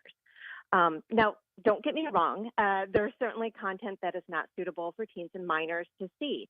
But there's also very questionable content as well. What one person thinks is harmful, another person may not. So it gets very, very tricky. Are certain political viewpoints harmful? Is questioning climate change harmful? I think the big concern with this legislation here is that, instead of letting Louisiana parents decide what's best for their own families, we're handing that decision to Washington. We're seeing similar bills being passed at the state level too. They're being struck down for concerns that they violate the First Amendment, and we think COSA would suffer the same fate. Would likely be struck down. So when this was first talked about, and when it stalled in the House of Representatives last year, if I'm not mistaken, I think I had you on about a year ago talking about this. And one of my concerns about the Kids Online Safety Act was I'm a father of three. Protecting my kids is kind of my job. I don't like punting on parenting. Yeah, that's something that we've heard from other parents as well, right? I think it's safe to say, I think parents are seeking help, but we really have to ask ourselves who is in the best position to make these decisions. And we certainly believe it's not folks in Washington. We need to empower parents, with various parental control tools to better monitor their kids' online activities. But yes, ultimately, what we are hearing from parents is they don't want the government making these decisions. So how would this bill affect me as a parent? Like, how does this affect my rights? Well, first and foremost, under the bill, the government will need to know who is and who is not a minor. This essentially forces platforms to become the ID police. The bill would require platforms to treat users differently based on age. So likely that means you'll have to show an ID, whether you're under or over 18. So keep in mind, this isn't just about kids determining who is a kid. You adults as well will have to show an ID to prove that they're not a kid. So we're talking about this age gating the internet, showing an ID to access information online. And that's where federal judges are raising the red flag, saying, hey, this is a no-go. This is a huge government overreach. And, they've put a stop to it at the state level. And we need to do the same at the federal level as well. Why did it stall last year? Well, luckily, we have some good folks in the House of Representatives who have said, Speaker Johnson included, and he said, hey, we have to be really careful about this, what this means for free speech online. You're right. It passed the Senate pretty easily and quickly went over the House. And I think you have leaders over there saying we need to get this right. They have those censorship concerns. They have those concerns that this undermines parental authority, and they're taking it very slow, very thoughtfully. But I expect it to run into roadblocks unless there's some major changes with this bill. It's going to be a huge problem in the House. We're talking with Amy Boss, Director of State and Federal Affairs with NetChoice. We're talking about the Kids Online Safety Act. Amy, I've had questions about this thing from the start when it comes to enforcement. What does enforcement look like? Yeah, so enforcement under this bill would be granted to the Federal Trade Commission. So you will have folks there essentially determining what is harmful material to minors. So again, I think this is so tricky. We're talking everything about, religious content to health discussions, to political viewpoints. And that decision is going to be made in Washington, D.C., which is really crazy. This is not a power the FTC should be having, and one that, parents need to make sure is made in their home. Are there concerns about breaking this thing down to the state level? Because it does sound like a lot of what you're talking about is that it would be better controlled through state legislatures, but there would end up with a lot of inconsistencies there, wouldn't there? And to clarify, we're seeing similar legislation handled or being passed at the state level. It runs into the same problems that the federal bill does. There are several that have struck down what we call age verification or age gating the internet. So we're talking about legislation that is treading on some seriously thin First Amendment ice here. So, luckily we've seen some good results in the state. We've been across the country telling lawmakers, we're telling them, hey, this stuff is being struck down. Let's focus on some solutions that can withstand constitutional scrutiny. And unfortunately, we're seeing some states go ahead despite these clear First Amendment violations. Well, I ask you that question, I ask you this question. That was kind of the setup for what alternatives are there? Are there better alternatives to the Kids Online Safety Act that don't involve like government overreach? 100%. So, yes, the good news is we don't need more government to protect kids online. So I think first and foremost, we need to enforce existing laws. We have hundreds of laws on the books, right? And several against online predators. We have laws against cyberbullying. So instead of creating this new censorship regime, we need to prosecute bad actors using the tools that we have. One of the most startling statistics we've heard is that less than 1% of reports that platforms make reporting child sexual abuse material is actually investigated. So let's start with the laws that we have on the books. I think second, instead of having Washington decide what's appropriate and what's not appropriate for your kids, let's run programs to teach kids and parents how to navigate the internet safely. And we've seen that in states like Virginia. Florida was one state that grasped onto this right away. Education beats censorship every single time. Families have access to amazing filter software. It has really grown these past couple of years, what is available as far as parental controls, as far as monitoring tools. So let's remove those barriers and let parents be parents. We got Amy Boss with us, Director of State and Federal Affairs for NetChoice. Okay, Amy, you talked about it a little bit earlier, and then you just mentioned the word censorship again within that last answer. Tell me how the Kids Online Safety Act could be used to censor online speech. Yeah, I think platforms are going to want to be, if they're going to be held liable for harmful materials, they are naturally going to be overly cautious, right? So that means legitimate protected speech may very well be censored. So I alluded to this a little bit earlier, but there's some people in Washington that would say questioning climate change could be potentially harmful. There are certain political viewpoints that I'm sure folks in Washington would deem harmful. You're going to see companies be overly cautious and really filter out things that, again, are legitimate First Amendment rights. Even kids have, some limited First Amendment rights, and you're going to see content being taken down that really shouldn't be taken down. I always like to talk about the law of unintended consequences when we're talking about new legislation, just trying to explore everything that could be out there.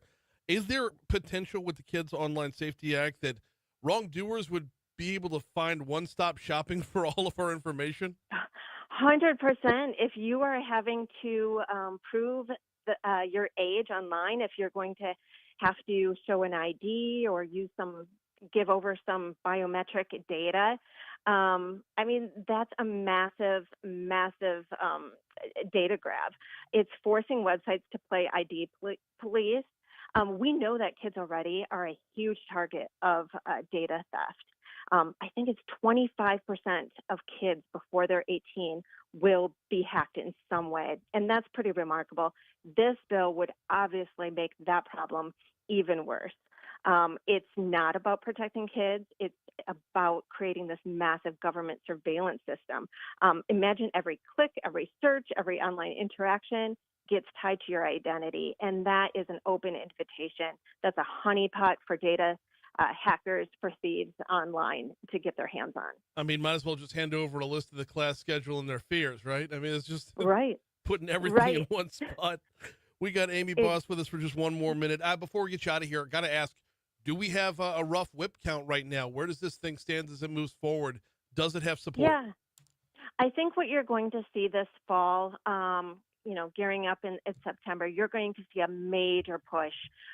It will start in the Senate. Again, it has some bipartisan support in the Senate, could very well pass again and head over to the House. And the House will face immense pressure to again, protect kids online who could be against that.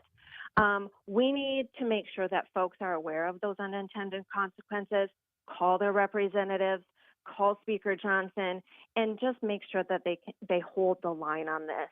This is a very slippery slope that we're going down. But again, I talked a little bit about this. This will actually make the problem much worse. We know that there are solutions that work in the states already with digital literacy, with parental controls. We need to focus on those solutions and not growing the government. She is Amy Boss. We appreciate a couple minutes this morning. Thank you so much. Thank you. Here's your money. Here's your money now.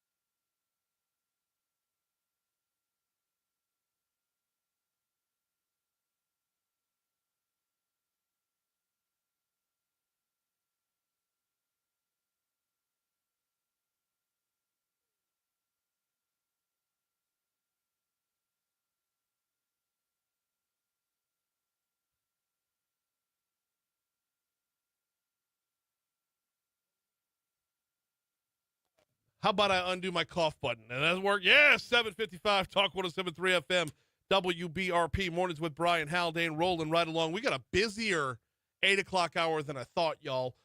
Yeah, we got Donnie Miller from the Ascension Chamber. Yeah, we got David Cresson from the Louisiana Chemical Association. Yeah, we got Congressman Troy Carter for DC Current, presented by LABI. How about we add Bluebell to the mix for some new summer flavors? What? Yeah, they're going to close out the show today. So looking forward to that. Okay. I just, you do the camping trip. You don't worry about what you eat. S'mores every night. Ooh. Yeah, I know. Turns out I'm a campfire guy. Really? I did not know. Things you're discovering about yourself, I didn't know right? I could set a fire. Did not know that. All right, this day in history. Let's roll.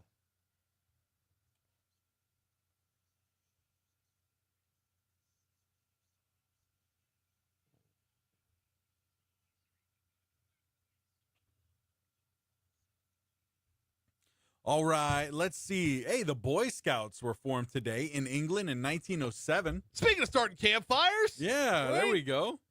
Let's see. 1928, test footage is first created for Walt Disney's Steamboat Willie, featuring the debut of Mickey Mouse. Well, Steamboat Willie was Mickey Mouse. Yeah. Before he had the name Mickey Mouse. That's right. Let's see. 1933, police shootout with Bonnie Parker and Clyde Barrow. The gang of Iowa leaves one member, Clyde's brother, Buck Barrow, dead and one captured. But Bonnie and Clyde escape. Okay, so that was not the shootout. That was a shootout. That was a shootout. Yeah. Multiple shootouts with those. Not the one by Shreveport, guys. right? Nope. Okay.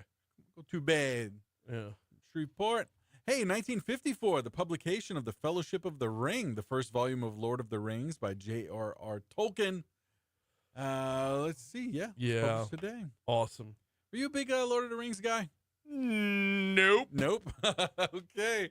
All right. Let's see. 1958, U.S. President Eisenhower signs into law the National Aeronautics and Space Act of 1958, establishing none other than NASA. Awesome. That's right. Hey, 73, Led Zeppelin has over $200,000 in cash stolen from a safe deposit box at a New York Hilton hotel. Sure, why not? Ouch. Let's see. You know what? What else we got? A year ago, there was a knife attack at a children's dance event in Southport, England. Kills 3 children and injures 8. A 17-year-old attacker is arrested. It was on this day in 1981 that Prince Charles married Lady Diana Spencer. Oh. Yep. That was the only other one I had. Oh, okay. Yeah. Moving on to birthdays here. Yeah. Geddy Lee today. Oh. Bass player and singer for Rush. Geddy Lee. Yeah. Let's see. Who else? I don't know. Let's see. Peter Jennings as well today. Okay. Anybody else on your end? I had a few on my end. We got some sports ones, right? So I went through the sports one, and I'm not seeing them there, but I know they're there. How about Dak Prescott? We got Dak Prescott down for today. That's what I had as well. All right. Martina McBride for today. That's right. Yep. All right. And those were my only 2 that I had. Okay. Moving on to deaths here. Oh, how about Benito Mussolini? Let's throw him in the mix, too. Yeah, why not? Yeah. Why not? Death? Deaths today. In 1890, Vincent van Gogh. All right. He became Vincent Van Went. Oof. Sometimes they come and go, right? Also, Pope Urban II died on this day many, many, many years ago. Ooh. What national day you got? National Lasagna Day. I got Chicken Wing Day, which makes no sense on July 29th. It doesn't, right? No. It feels like a Super Bowl type of thing. And then why would you have chicken wings with lasagna? No. I don't know, right? Because people need to get together and talk. You get to coordinate. That's right. Coordinate. 8 o'clock, Talk 107.3 FM. Here comes news. A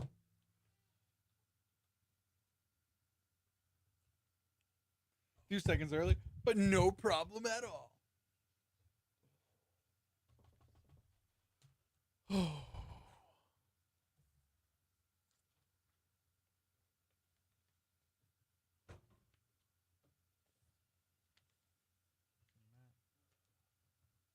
Matt, I'm sorry about all of that.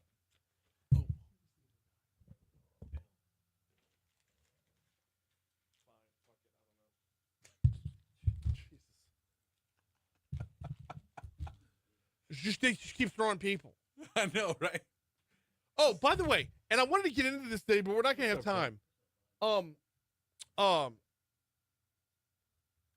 was it? I guess Big 12 media days. What the hell got into Dave Aranda? Is it too far? If we were to do a bit on this tomorrow, would it be too far removed from? He talks about he's at the microphone for Big 12 media days. Baylor's head coach, former LSU defense coordinator Dave Aranda. He's at the microphone for Big 12 media days, and he's talking about a scene from Wolf of Wall Street where they talk about midget tossing. And he says in the year 2025, he says the word midget no fewer than a half dozen times in front of an open microphone in front of the press. And I want to know what the hell. You got to find it. You got to find that. I want to do this at some point. Get this away week. with that now? I guess midget tossing. Studio. Good morning, sir. Yeah, we'll have you up here in just a few short minutes. All right, thank you. Wow. Okay. Bro, it is the most bizarre thing. And he's such just like low key. What caused him to even I don't know. Here. Hey, I just want to say, if you go to YouTube and type in midget, man, you get a bunch of options. I'm just saying. You know what? That's okay. Anyway. Midget throwing javelin.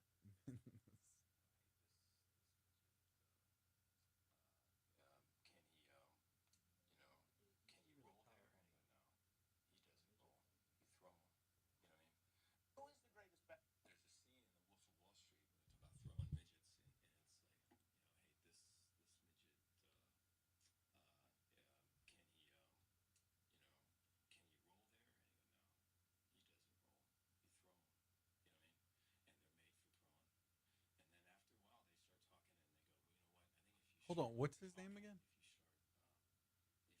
What? Dave Aranda.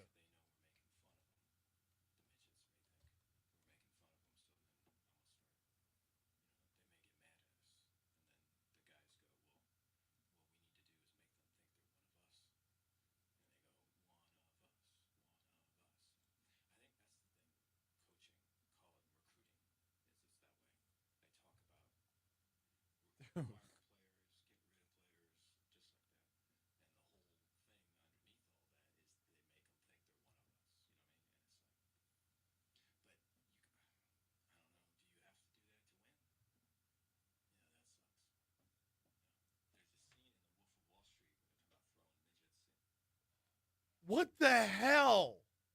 Like, what got into Dave Aranda to say, this is where I want to go today? Then I'm going to hit the microphone. Okay? I'm going to hit the podium. This wasn't a surprise. This was Big 12 media days. A reporter didn't ambush him in a back alley somewhere. He put on a suit. He put on a suit for this and said, I'm gonna go out there and I'm going to talk about tossing midgets.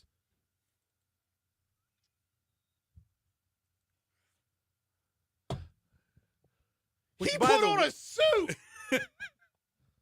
to talk about throwing midgets. Which, by the way, there's no shortage of them on YouTube. I've just found out. What, midget tossing? Yeah. By the way, the preferred nomenclature is little person. Right. That's what I was thinking. Can you say size. Midget? Like, can you say that? You can't say midget. You can't say. Apparently, you can say midget half a dozen times when you're in a podium. Well, I'm sorry. He was sitting down on a microphone. But like, all right, did anybody else, like, why is this not bigger news? And he's so serious when he's talking about it. I mean, this is no joke. So that's Dave Aranda's personality. Right. I mean, he's deadpan all the time. So this, I can turn up.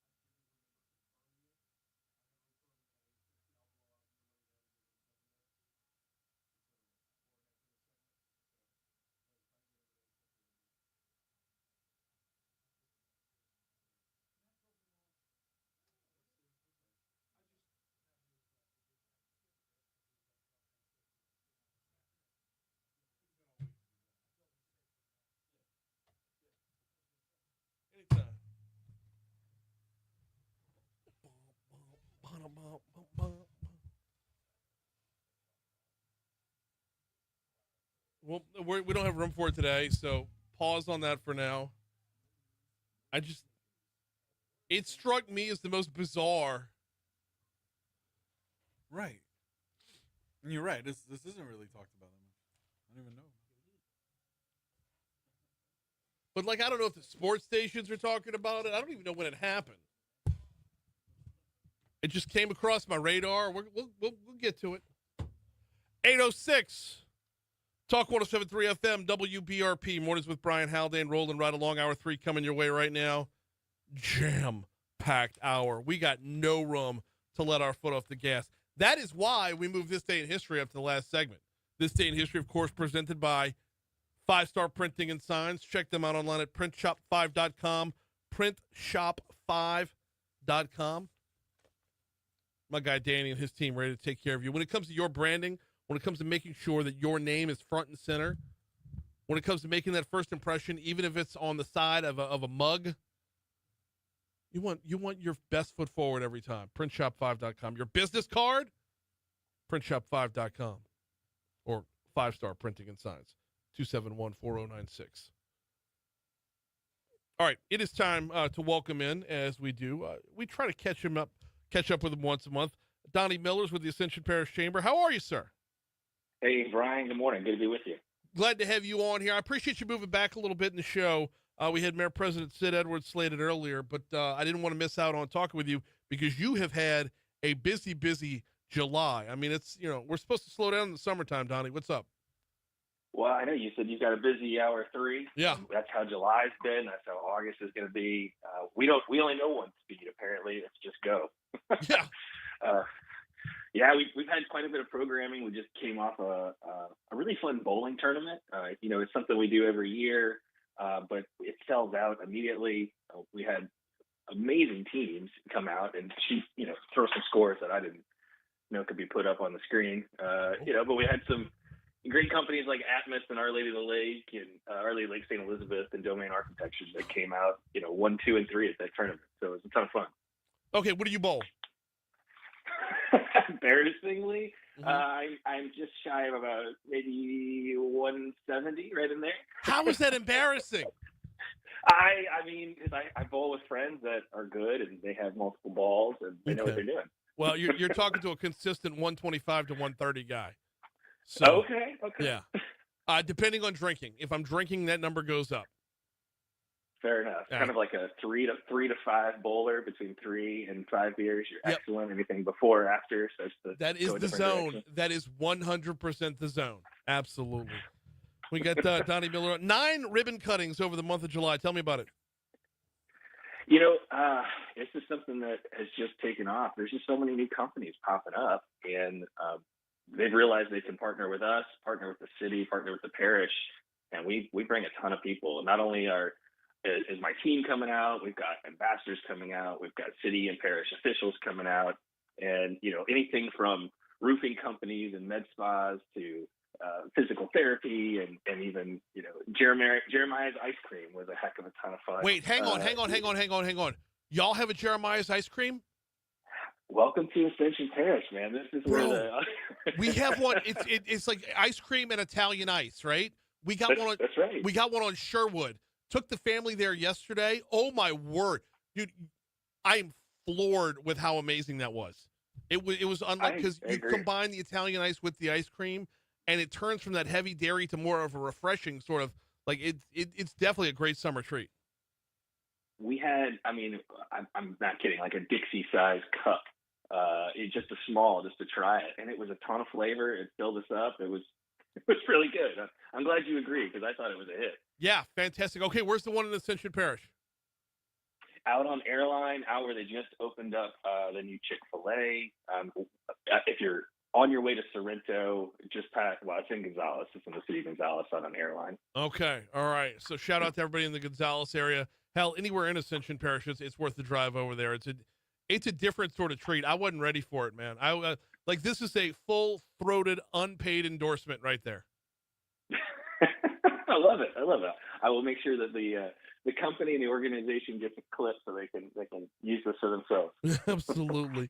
Y'all got to still, I mean, along with ribbon cutting, you got a lot coming up. I believe tomorrow, actually, a big old power lunch going on. You know, the theme over the past year plus has been carbon capture, carbon sequestration, and we want to make sure that we're continuing to educate as many people as possible and allow them to ask questions and just feel empowered with some information. So we've got Dr. Chelsea Zarang. She's a sustainability research engineer at the Energy Institute of Louisiana. She's going to come give a presentation for the first portion of this to really set the stage for the audience. Mike Smith from ExxonMobil Pipeline, James LeBlanc, who leads government affairs for Ascension Parish Government, and then Quentin Taylor, Chancellor of River Parish Community College, all folks that are going to bring different aspects to what carbon sequestration is, how it affects our community, how it affects economic development. And this is really cool. This is the first time this year that we've been able to partner with Donaldsonville, the Donaldsonville Chamber of Commerce. Okay. And so we're combining memberships, making this a membership opportunity, but making sure that we can bring both bands together and you know, both sides of the river, and just think of it as one Ascension Parish. We got about 3 minutes left with Donnie Miller from the Ascension Parish Chamber. I apologize for jamming this up. This is going by way too fast. Talked way too much about ice cream. Donnie, tell me about the Business Expo coming up mid-August. Yeah, I hope there will be ice cream there as well. Yeah, so August 15th at the Rev Center, Lamar Dixon. The deadline to register is this Friday, August 1st. Mm-hmm. That's just for a booth. So this event is what I kind of think of as divided. It's half a luncheon and half the room is the conference expo setup with booths and tables and organizations, businesses. Last year was about 120 businesses that set up. We're on pace to match that as well this year. We have about 500 attendees to this luncheon. But what I'm really excited about is our keynote. Last time I was chatting with you, I was kind of teasing it, but we're going to have Julio Malera from Malera Enterprises, as we know, 225 and Business Report. He's going to come bring the energy of our keynote, and the business community has been really excited hearing his name. You know, I think you and I attended a power breakfast or a breakfast earlier at the beginning of this year where Brack and Braff and Julio all got up on stage with Sid, I guess, to talk about rebranding and focusing on the positivity of Baton Rouge. Yep. And that message really resonated. So I want to make sure that he's able to come out to Ascension and, you know, continue that positive energy. But along with Julio, we'll also have a sitting senator, Senator Cassidy, is going to come join us. And we're also going to be partnered up with the school system and making sure that we connect business, education, politics all in one room at one time. He is Donnie Miller, with the president CEO of the Ascension Parish Chamber. Man, we always appreciate the time. And look, I want to talk to you after the show to see if we can't get your Chelsea Zarang. I would like to have her on the show as soon as tomorrow, if possible, to talk about carbon sequestration and what y'all have going on out there tomorrow. Love to connect the dots. Thanks so much for the time this morning, Brian. Really appreciate it. Thank you so much, Donnie. Talk to you soon. Sounds good. Bye-bye. 814 Talk 107.3 FM WBRP. You heard Donnie mention the folks at Brack and Braff, and Brack was in that mix as well. Got to remind you about the folks at Breck. Breck.org is the website, B-R-E-C, Breck.org. So my oldest daughter, much to my dismay, has taken to pickleball. I know. It's just one of those things I have to deal with as a dad. I know. As a father, there's certain realizations you have to have in life, you know? And one of those is when your kids take to pickleball, and you've been making fun of pickleball for 2 years now. So, nana boo-boo, there it is. Well, fortunately for her, there are plenty of outlets for pickleball with Breck. The biggest one, though, is out there at Highland Road Park. If you're into pickleball, visit Highland Road Park. Well, if you're into pickleball, you already know this, right? Highland Road Park is your go-to. And when you get out there, you're going to realize one of the things that I like best about Highland Road Park is there's so many different things for so many different people. Whether you're talking about that splash pad over the summertime that's right next to the playground, or whether you're talking about the Frisbee golf they got going on, or the tennis courts right next to the pickleball court, or the basketball court indoor, which I believe they may have converted into indoor pickleball courts. Got to check on that. They got the football field around the corner where they do rugby in the fall. They got cross country almost in full swing. Practice is underway right now. Whatever it is you're into, they've got you covered at Breck.org. What you say, David? Going all right. I was supposed to have Donnie on at 7:15. I had double booked with the mayor.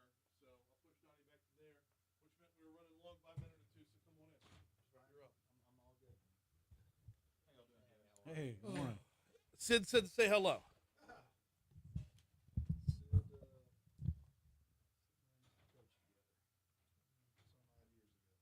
What did you coach? Okay. Okay.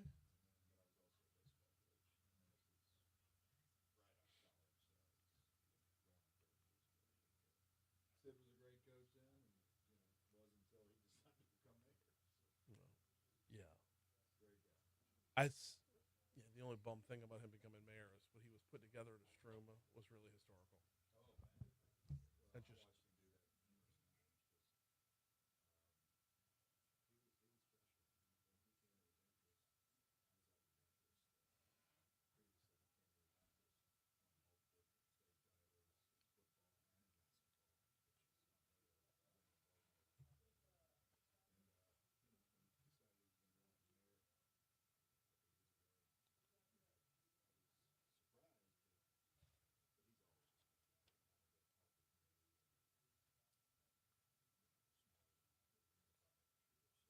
yeah, will do, which will be in about a week. Yes, he is, and it's showing too. It's showing how real he is.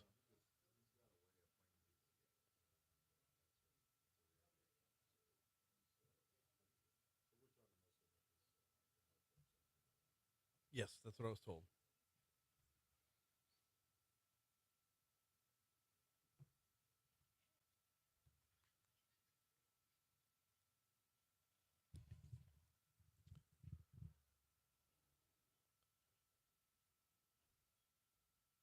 $818 Talk 107.3 FM WBRP mornings with Brian Haldane rolling right along.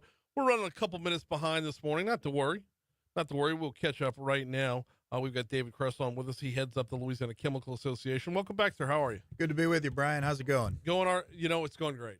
I get to take an extended weekend. Oh, nice. A little 3.5 day camping trip. Hopped in an RV from Miller's RV. Yeah. Took the kids around to an RV park and a state park. So can't beat it. Yeah. No, it was an amazing Louisiana experience. state parks? Bogachita, yes. Oh, very nice. nice. Up there in Washington Parish. Some of the best in the country. Yes, yeah. And everybody's like, you got to go to Fontainebleau.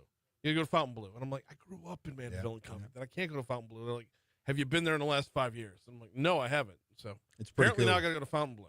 Yeah, so. it's pretty great for sure. Oh, how's summer going over at LCA? Well, it's good. It's been a busy summer. I'm still in my infancy at the organization, so I've spent a lot of time meeting our members and getting around to our facilities. And again, like the last time I was here, what strikes you is just how good these people are at what they do and how how much they drive our culture and our economy here in Louisiana. These are high quality people doing great work, great and incredible products we can't live without, by the way. I mean, everything on this desk, everything we touch on a day-to-day basis, everything we use comes from industry, and most of that starts here in Louisiana. So I'm proud to be in this role. The summer's been extremely busy. We had a up and down legislative session, I think would be a polite way to put it. And, so we trudge forward, and we have a lot of work to do, but I'm proud of the work we're doing at LCA.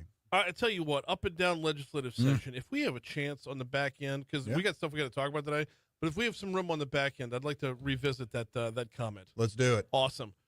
Right now, though, y'all have a new health data site. Let's talk about it. We do. So I'd encourage your listeners to go check out LouisianaHealthFacts.com. This was dreamt up by our members at LCA. They wanted the real facts on health outcomes in our parishes here in Louisiana and how they compare to the parishes inside the industrial corridor. You hear terms like Cancer Alley, and you hear about, the health outcomes in these industrialized areas, and our members wanted the real facts. And so we went to places like the CDC, the National Cancer Institute, the U.S. Census, Louisiana Tumor Registry, and many others, and compiled all of the data at the request of our members. No bias, just go get the facts, and let's take a look at this. Looks like you have the site pulled I up sure do, and I'm a little bit surprised right at the blog. Yeah, right off the bat. And so, what occurs to me, Brian, in these 3 or 4 months that I've been at LCA is you hear phrases like that thrown around. It's just, people just accept that, hey, in our industrial corridor here in Louisiana, health outcomes are worse. But What you find is that they are not. Now, keep in mind, this is a state that gets 20% of our wages from the industrial, from industry, get 15% of our jobs, almost 20% of our tax revenues, 25% of our state's GDP. So this incredible economic driver for the state. Yet, despite all of the false information out there, in the industrial corridor, cancer incidents are 5.5% lower than they are in the rest of the state. Does that surprise you? No, very, very much. Yeah. I thought if you told me 5% the other way, if you swung that the other way, I would have that sounds about right. Yeah, and it's easy to fall into that trap because you hear it so often. You go to, the false narratives on the news sometimes, and it's easy to find that. But those same organizations that are pushing those false narratives have pushed those narratives in other parts of the country. Louisiana is not the only place that has an, air quotes here, a cancer alley, right? And so these groups rally behind these narratives. We want the real facts. Our members want the facts. And so, again, 5.5% lower cancer incidence in the industrial corridors here in Louisiana, 7.3% lower cancer mortality. Diabetes is lower.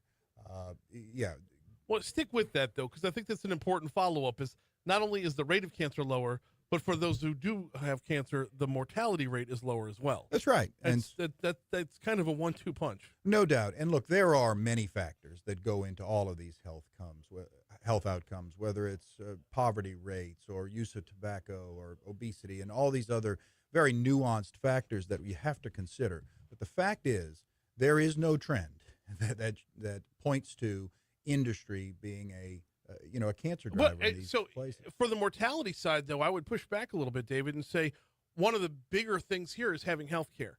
And sure, your employment is 5.2% higher. To me, that's a number you can kind of correlate right there, is to say that, if the cancer is whether you're in the quote-unquote cancer alley or not, the fact that you're employed and have a health plan makes a big difference for your long-term life expectancy. 100%. And so obviously when you have jobs, when you have these companies that are the drivers in their community of the economies, you're going to have people with health insurance. That absolutely plays a role here. And we know that and we recognize that going in. But to accept the moniker of Cancer Alley without knowing the real facts, I mean, it really is borderline lazy. Yeah. Or it's purposeful. And so all we're asking people is to go check out Louisiana Health, healthfacts.com. Learn the facts. When you hear someone throw around Cancer Alley casually in a public speech or otherwise, question that. Mm-hmm. Say, hey, look, we've got the numbers right here. It's really a stark. As you said, when you open the website, you look at it, the first thing you see is that cancer rates are lower in this corridor than they are in the rest of the state. And so, now look, let's keep in mind, Louisiana, our health outcomes as a state are not great. Right. They're towards the bottom. But in Louisiana, 3 of the top 5 healthiest parishes in the state are what you would consider our most industrialized parishes. Ascension, you just had Donnie on from the Ascension Parish Chamber. They're one of the top 5 parishes with health outcomes in the state. Cameron, a very industrial parish, I think number 1 in health outcomes in the state. St. Charles Parish, number 3, I believe, in health outcomes in the state. Again, to immediately correlate health outcomes with the presence of industry in your parish, it's really just, as I said earlier, it's borderline lazy, and so we need to look past that. Or purposeful is the other part of it. Purposeful, 100%. There's no doubt about it. Do we want to walk down that path just a little bit? Because there's always, wherever you have industry, you're going to have pushback for said industry. Yeah, no doubt, and you see it around the country, but especially here in Louisiana. We here at LCA, our companies are bound by the truth. They have to use facts, otherwise we'll be called out for it. These nonprofit groups, these ones you see around, they're not bound by truth. They can say whatever they want. There's nobody going to hold them accountable for it, and it stirs up controversy, right? Mm-hmm. There is absolutely a purposeful anti-industry push going on, not just in Louisiana, but across the country. And what you're seeing is, this rising tide of anti-industry sentiment. We've got to push back on it. Louisiana, as I said a minute ago, is a state that very much relies on industry. It's part of our culture. It's part of these communities where our people live and raise their families. We can't just take it and sit down and be satisfied with that. Most of the numbers come from where? The CDC? Yeah, CDC, the National Cancer Institute, U.S. Census data, the Louisiana Tumor Registry, and others. Those are just the main ones. We went to a long list of places to get this data and make these comparisons, and it's facts. In fact, on the website, you can go to the sites that we use to compile this and look at their data. You can go to other sites that we use to put this together. This is unbiased information. Look, in some cases, we were surprised by what came across. Look, we knew there was no direct correlation, but to see that health outcomes are even better in some of these places, may have been a surprise in some cases. I would be lying if I said I wasn't surprised. Yeah, and because the numbers are what and what. It's within the numbers are lower within quote unquote Cancer Alley, but even if they weren't, they'd still be within the margin. Like to give it a name, to gloss it Cancer Alley is, and I'll stick with the purposeful end of this, but to do that, it's so, when you see the numbers and the breakdown and the mortality rates and the average lifespan and the income, which I think can't be overlooked here as well, because if you don't have the industry, you don't have the income. Right. If you don't have the income, you don't have the health care, which means that every other thing that we face here in Louisiana, from heart disease to diabetes and whatnot, that all gets treated as well. 100%. This is not like, you're not looking at anything in a vacuum here. You're looking at the whole person. No doubt. So that is obviously part of the good news of what industry brings to these communities. They have people with jobs, making good incomes, raising their families. They have health insurance. They can get the treatment they need, regardless of what the reason for it is. So. What are we doing to spread the word here? I mean, I feel like there needs to be a tour with this. Well, we are. So this just got launched last week, and obviously we're doing events like this one, getting out on the radio, going to get out into the community. We have a long list of presentations we're going to make to community organizations, community action panels over the next 2 months to really talk about this. We're going to get out in front of chambers. I know you had Donnie with the Ascension Chamber just a minute ago. We're going out there next month to talk about this. We're going to get in front of legislators. We're going to do all the social media that you need to do, and we're doing it already. The fact is, this is data people need. We as a state need to stand up for this industry that means so much to our state, and we need to have the facts. Here are the facts. It's undeniable. Anybody that wants to argue them can go check it out and make their own conclusions. But the fact is that industry in Louisiana is safer and cleaner than it has ever been in our history. And we have the numbers to back it up. We often talk about, when it comes to public safety, we often talk about how perception trails reality. The numbers can be the numbers. We talk about, if you're talking about like the crime in Baton Rouge, we could be safe but not feel safe. That's right. This is going to be for y'all. The battle here is catching perception up to reality. Yeah, you can walk into one of our facilities across the state of Louisiana, and in general, you're safer walking into one of them than you are to walking into your local grocery store, and that is a fact. Whether it's the injury rates, the health outcomes, whatever, Louisiana's industry does an excellent job of taking care of their community. It's not a narrative that we've heard enough about. We're going to tell it more. Here's a start with LouisianaHealthFacts.com. Said earlier, if we had time on the back end, we'd talk about that up and down legislative session. We don't have time on the back end. All right, we'll do it next time, right? Absolutely. Just give me one quick highlight, though. Give me one big up. Well, I'd like to give you a bunch of highlights, but unfortunately, there weren't as many as we. Look, there's some. We monitored 135 bills at LCA. About 125 of those were what I would call negative bills. They were damaging to industry. We've got to be really careful in the state of Louisiana. We have a lot of folks that like to say they're pro-industry, but we're watching things closely. I'm gonna just put it that way. We've got to make sure that we take care of the industry that has taken such good care of Louisiana. This legislative session, mostly we were able to fend off those bad bills. A few of them made their way through.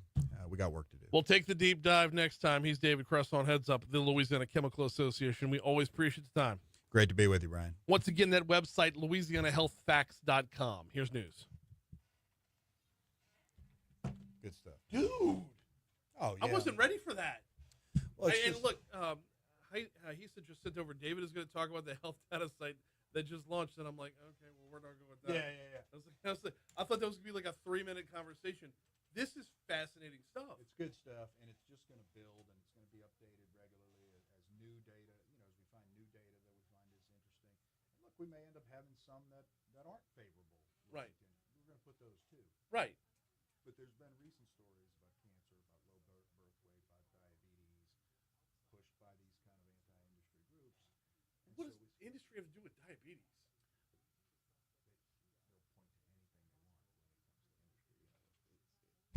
Well, I got Carter coming on next, and he just put out a press release about that. Which Carter? Congressman Troy Carter. Oh, about what? We're going to be talking about other stuff today, but he just put out a press release about, I'm not going to remember what it was right now. Troy's a great guy. I'm He is. not sure the press release you're talking about. Well, and he's always worked. He's with us. one. His kill.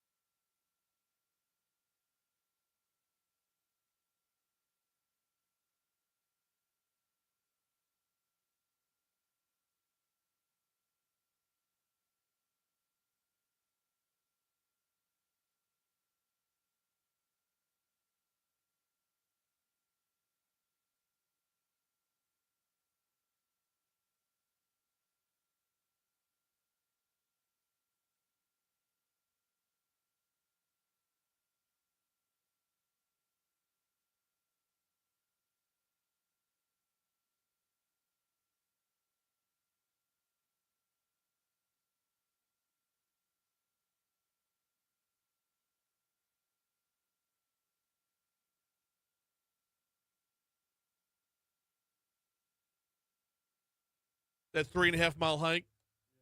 Yeah, just completely sweated through my shirt. Oh. Get back to the Winnebago, change shirts, start cooking, completely sweat through another shirt. Dang.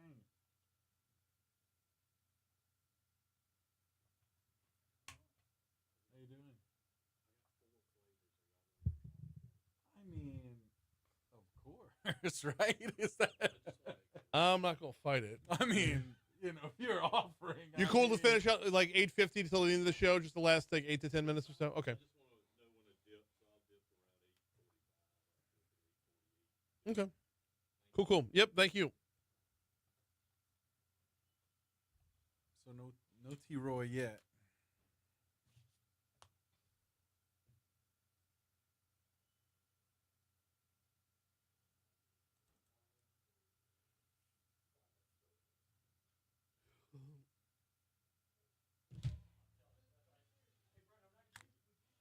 .838 Talk 107.3 FM WBRP. Mornings with Brian Haldane rolling right along. Got a minute before we meet up with Congressman Troy Carter. He should be on the hotline in just a minute. Need to remind you about the folks over at Neurojust, Neurojust. Neurojust.com is the website if you want to check them out. What do? Well, they're here as an alternative treatment for anxiety and depression. Transcranial magnetic stimulation is what they do. What is that? Well, they use magnetic pulses to stimulate areas of the brain involved in mood regulation. Basically, if you live your life, or someone you know or love lives their life in a constant fight or flight scenario, that is what leads to anxiety and depression. That constant fight or flight is what's going on. It's like you've got constantly 10-foot waves in your head. Transcranial magnetic stimulation, or as we call it, TMS, is an FDA-approved, non-invasive treatment to help lower those waves, to help bring about the calm. Look, there's nothing wrong with face-to-face therapy, but that'll often lead to a quick prescription. Prescriptions can have diminishing returns. They can have addiction. They can have side effects. This is non-invasive, so there are no side effects. Check them out online at neurojust.com, neurojust.com. Congressman Troy Carter's on the hotline right now. Good morning, sir. How are you? Good morning, sir. How are you today? I am doing very well. I'm fresh off a camping trip with the family. Picked up an RV. Man, I hope you were somewhere that's not as hot as it is in Louisiana. We were at an RV park in Robert and then Boga Chitto State Park, which is somehow hotter. Oh, my gosh. Well, I hope you stayed hydrated. You sound healthy, so thank God. Yes, yeah, we did stay healthy for sure. But wanted to segue there to talk about exploring some of the great places in Louisiana. And you are doing your part to bring a historic beach on the lakefront back to life. Yes, very excited to have announced that we've secured another $1.5 million toward redevelopment of Lincoln Beach. This is a U.S. Environmental Protection Agency Lake Pontchartrain Basin Restoration Program grant that gives us the opportunity to ready this beach for its reopening soon, which will give an opportunity for Eastern New Orleans, a very significant part of our city, an opportunity to have this one of a kind in our area, this beautiful shoreline where people can go out and recreate and actually cool off in the beach and safe water and have picnics and enjoy families. You know, this beach was created during the time when segregation was at its height. Yes. And African Americans could not go to Lake Pontchartrain or Pontchartrain Beach.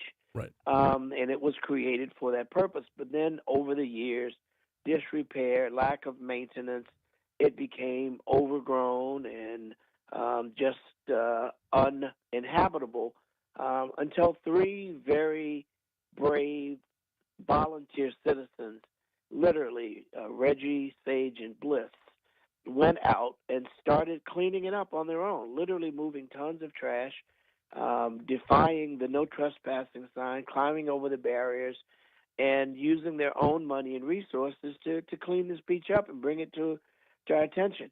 I was first invited out there maybe 4 or 5 years ago to look at the work they were doing. I was so impressed. I immediately started seeking funds, and I think up until now we've come up with nearly $10 million toward this project. matched with some other monies from the city and state. We're going to have a great beach for the people of New Orleans and the surrounding parishes. While it was once delegated as a place where African Americans could go because they couldn't go anywhere else, now this will be a beach for all people, all races, all backgrounds to enjoy this gem in the middle of New Orleans East. Okay, when Lincoln Beach was around at the time where there was segregation and Pontchartrain Beach had an amusement park, Lincoln Beach had an amusement park. Is there a plan to make it an amusement park again? No, not an amusement park, just the beachfront. Because but just down the block, as you know, there are major developments going on to redevelop Jazzland, which was once Jazzland. I guess it's been different names. The old Six Flags site, and that is underway as we speak. And that's just a stone's throw away, literally within a very close proximity. So we get the best of both worlds. We'll have the beach just for sunning and funning and beach ball and making sand castles and wading in the water, having picnics with families. It is a beautiful, beautiful site that I think is going to be a great attraction for eastern New Orleans, but for all the surrounding parishes. And I underscore, once something that was built to divide will now be something that will build to unite. We got Congressman Troy Carter on with us, and we have a few more topics we got to cover, but I'm intrigued by the Lincoln Beach and the rebuilding Jazzland. I believe they're calling it Bayou Phoenix. There will be a water Bayou park. Phoenix, that's right. Yes, water Bayou park. Phoenix. There'll be a water park aspect of this to go along with a movie studio, and I want to say a sports complex as well. So that's going to be a behemoth over there. Then over on Lincoln Beach, when that's fully decked out and whatnot, Congressman, we have on the show a rule called the shark alligator rule. And wherever there is a news story about a shark or an alligator, we report on it here. Since the time that Lincoln Beach has been closed, the alligator population of Louisiana has surged. And I'm not saying this tongue-in-cheek. I'm saying this as a legitimate concern. If you're sending people back out there, this is an area where, while it's been closed, we've still seen people attacked in this area. The public safety end of Lincoln Beach is going to look like what when it comes to a resurgence of an alligator population? It is going to be, there will not be a single person allowed to be anywhere near that. Okay. If, in fact, it's proven that there is an infestation of any dangerous species, whether it's snakes, alligators, or anything else for that matter. A part of the redevelopment plan is making sure, and when I say readied, I mean readied in every possible way, that we have done all of the necessary due diligence to ensure that it's safe for families to go there, and not a second before. Okay, I mean, you know the area I'm talking about. Listen, Brian, that's an incredibly legitimate point. Yeah, and you're absolutely right, and I'm grateful for you bringing it up, giving us a chance to make that point very clear to the listening audience. Is that we're not going to swap one good for 10 bad. Right. We're going to make sure that every aspect of the this beach is safe, secure. And that people can come and enjoy it without fear of having to encounter deadly species of animals. We want to make sure we push those animals to places that they can be safe as well, but not in places where human habitation will be. So that's all a part of the due diligence, and rest assured there will not be a single person allowed to be there until those things are secure, and I believe they are at this point. We got Congressman Troy Carter on with us. This is DC Current, presented by the Louisiana Association of Business and Industry. Learn more about your state's Chamber of Commerce at labi.org. Congressman, you are on in Baton Rouge right now, but tonight you're headed to the West Bank. You got a town hall with a number of really great topics coming up. Yes. So, we've been going throughout LAO2 and having town halls multiple times a month where we've had town halls to bring, as we refer to it, bringing government to the people, right? So town halls are important for us to be able to share resources with the community, to make sure that they know that the resources of the federal government is here to provide for them, and that you don't always have to come to us. Making sure that we're bringing the resources of the various agencies, whether it's how to get your passport. We know that can be a daunting task.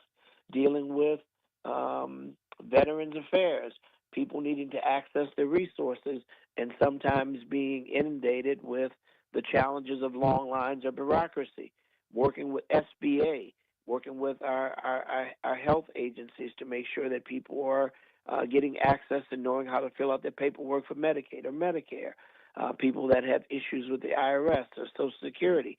So a part of our effort is to make sure that we bring the resources to the people so they can access it easily, and we can assist them where everyone doesn't in this technological age. Everyone doesn't have access to a computer. Everyone's not comfortable using a computer, yet most documents require some knowledge of using computers. Well, we're there to help people, whether it's people who are senior citizens who may not be as comfortable using computers, or maybe people can't afford one, or maybe people just don't want to. So we're there to kind of help walk them through getting the paperwork done, making sure that their issues of need are being addressed without having to stand in lines or deal with bureaucracies of government. The other thing is, since the big bill is now law, we want to educate people on what that means, what are next steps, how to protect yourself from being taken off the rolls of Medicaid or SNAP. What's required of you now that this is a law, to ensure people are not falling in the cracks of non-compliance because they simply didn't know. So we want to make sure that we're providing resources that people can stay above the fray. Yes, and with the timelines that are based off of that, having a little bit of room to run to make sure that education can be had on the front end is important. So getting out throughout the 2nd Congressional District, he is Congressman Troy Carter. We have 1 minute left, Congressman. The United Cajun Navy's on the list here? Yes, yes, they are. And I'm glad you mentioned it, because I want to give them a huge shout out. They do an incredible job. As you know, they've been down in Texas dealing with the tragedy of the flooding, with the loss of so many young lives. And like firefighters and other first responders, when other people are running to safety, they're running to danger. And I can't thank them enough for being a partner for us in Louisiana, and a partner with me personally. They have been supportive of all the efforts we do, whether it's our back to school supply or toy giveaway at Christmas time, or assisting us with our feeding programs. These guys don't only show up when there is a storm or a catastrophe. They really are great individuals that work throughout the year, and I want to personally thank them for what they do, not just in LAO2 or what they just do in Louisiana, but what they do across the country. They were out there, boots on the ground in Texas, and they make a difference. And they're going to be with us tonight for the town hall meeting, so we'll have an opportunity to again see them in action. They work not just when there's a storm, but all the time, and we appreciate them. He is Congressman Troy Carter. We do it every Tuesday. We call it DC Current, presented by LABI. Congressman Carter, we'll talk to you next week. Bless you, my friend. Have a great week. You do the same. Quick break, coming back. Bluebell's in the house next.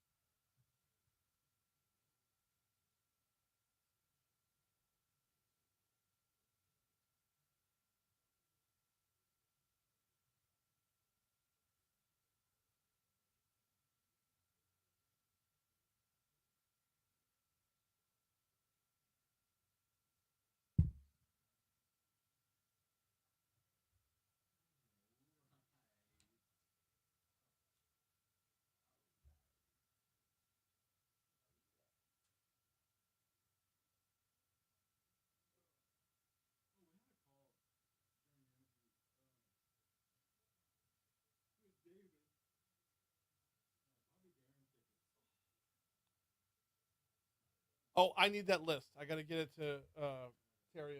Okay.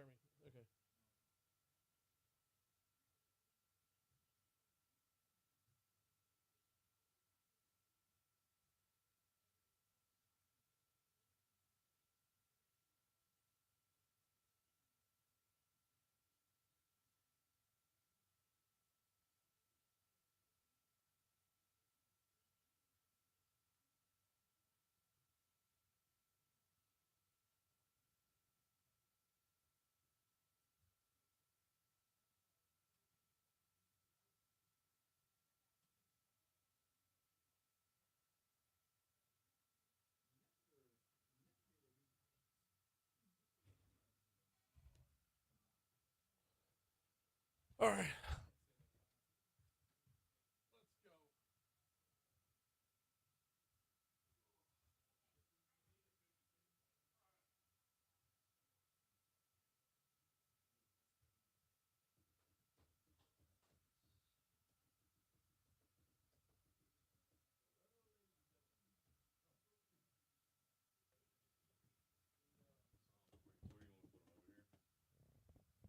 Hello, ladies and gentlemen.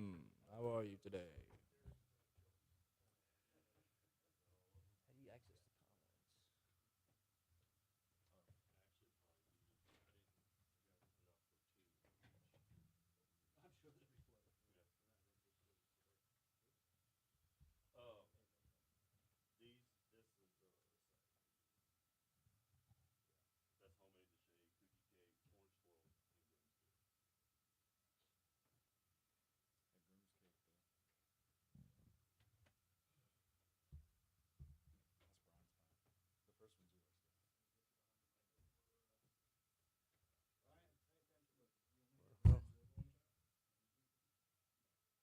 We'll put the Bluebell logo up there.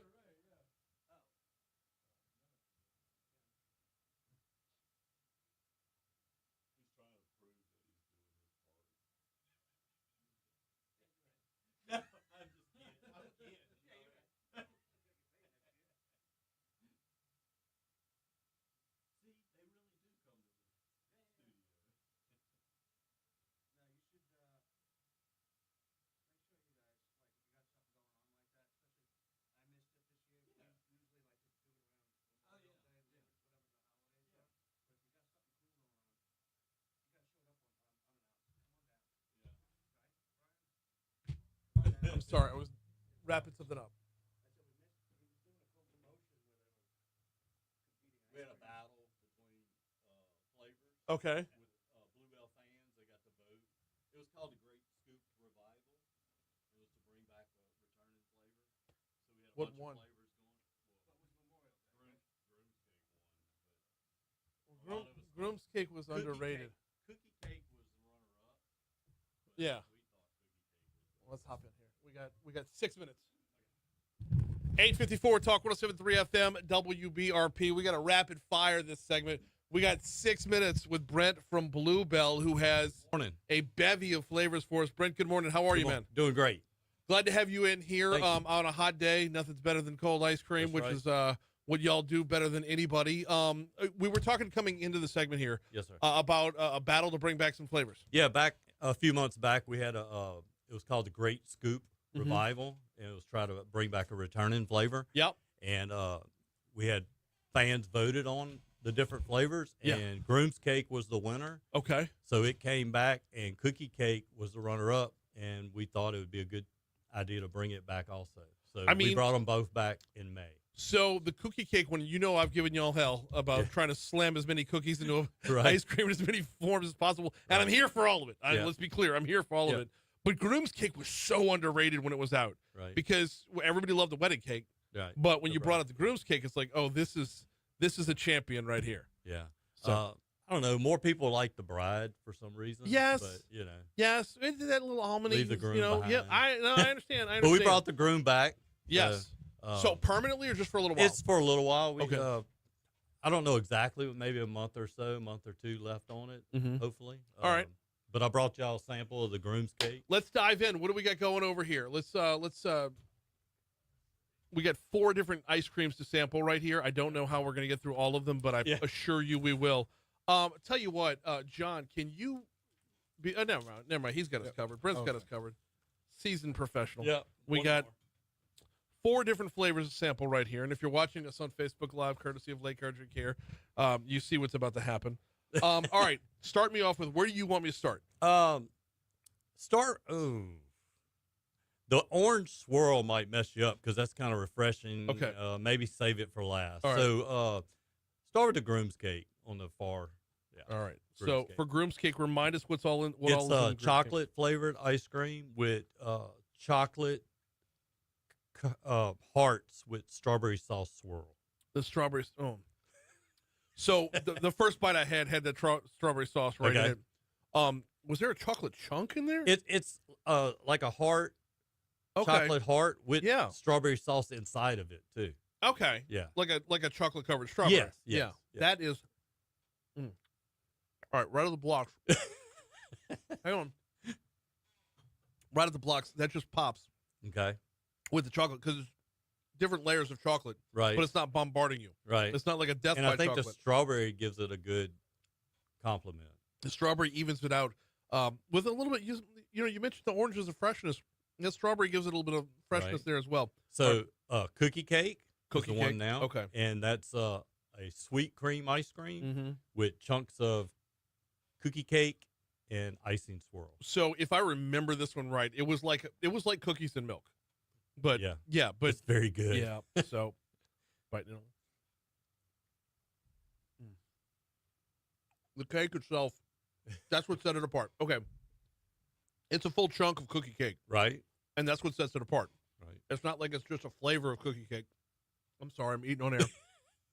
Normally we save this for a break, but it's the last segment of the show, so we got to roll. Yeah. The full chunk of a cookie cake right there is what completely sets that apart. And the sweet cream, it just kind of accentuates it a little bit. It gives it that, it rounds it out, smooths it out. It's one of my favorite now. This one's going to disappear in short order. So like as soon as the show is over with, before the rest of them go away, the cookie So the cake's going next away. one there is we made it about 10 years ago and decided to bring it back. We had a lot of customer requests. It's homemade in the shade.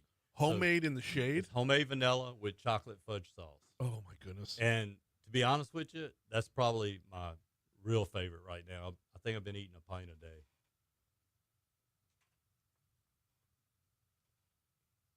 It's like a chocolate sundae, but a little bit. doesn't overtake the homemade vanilla. Right. See, the thing about Bluebell's homemade vanilla is that's just a signature. It's not like everybody else's vanilla. Right. Bluebell's homemade vanilla is different than everybody else in the world.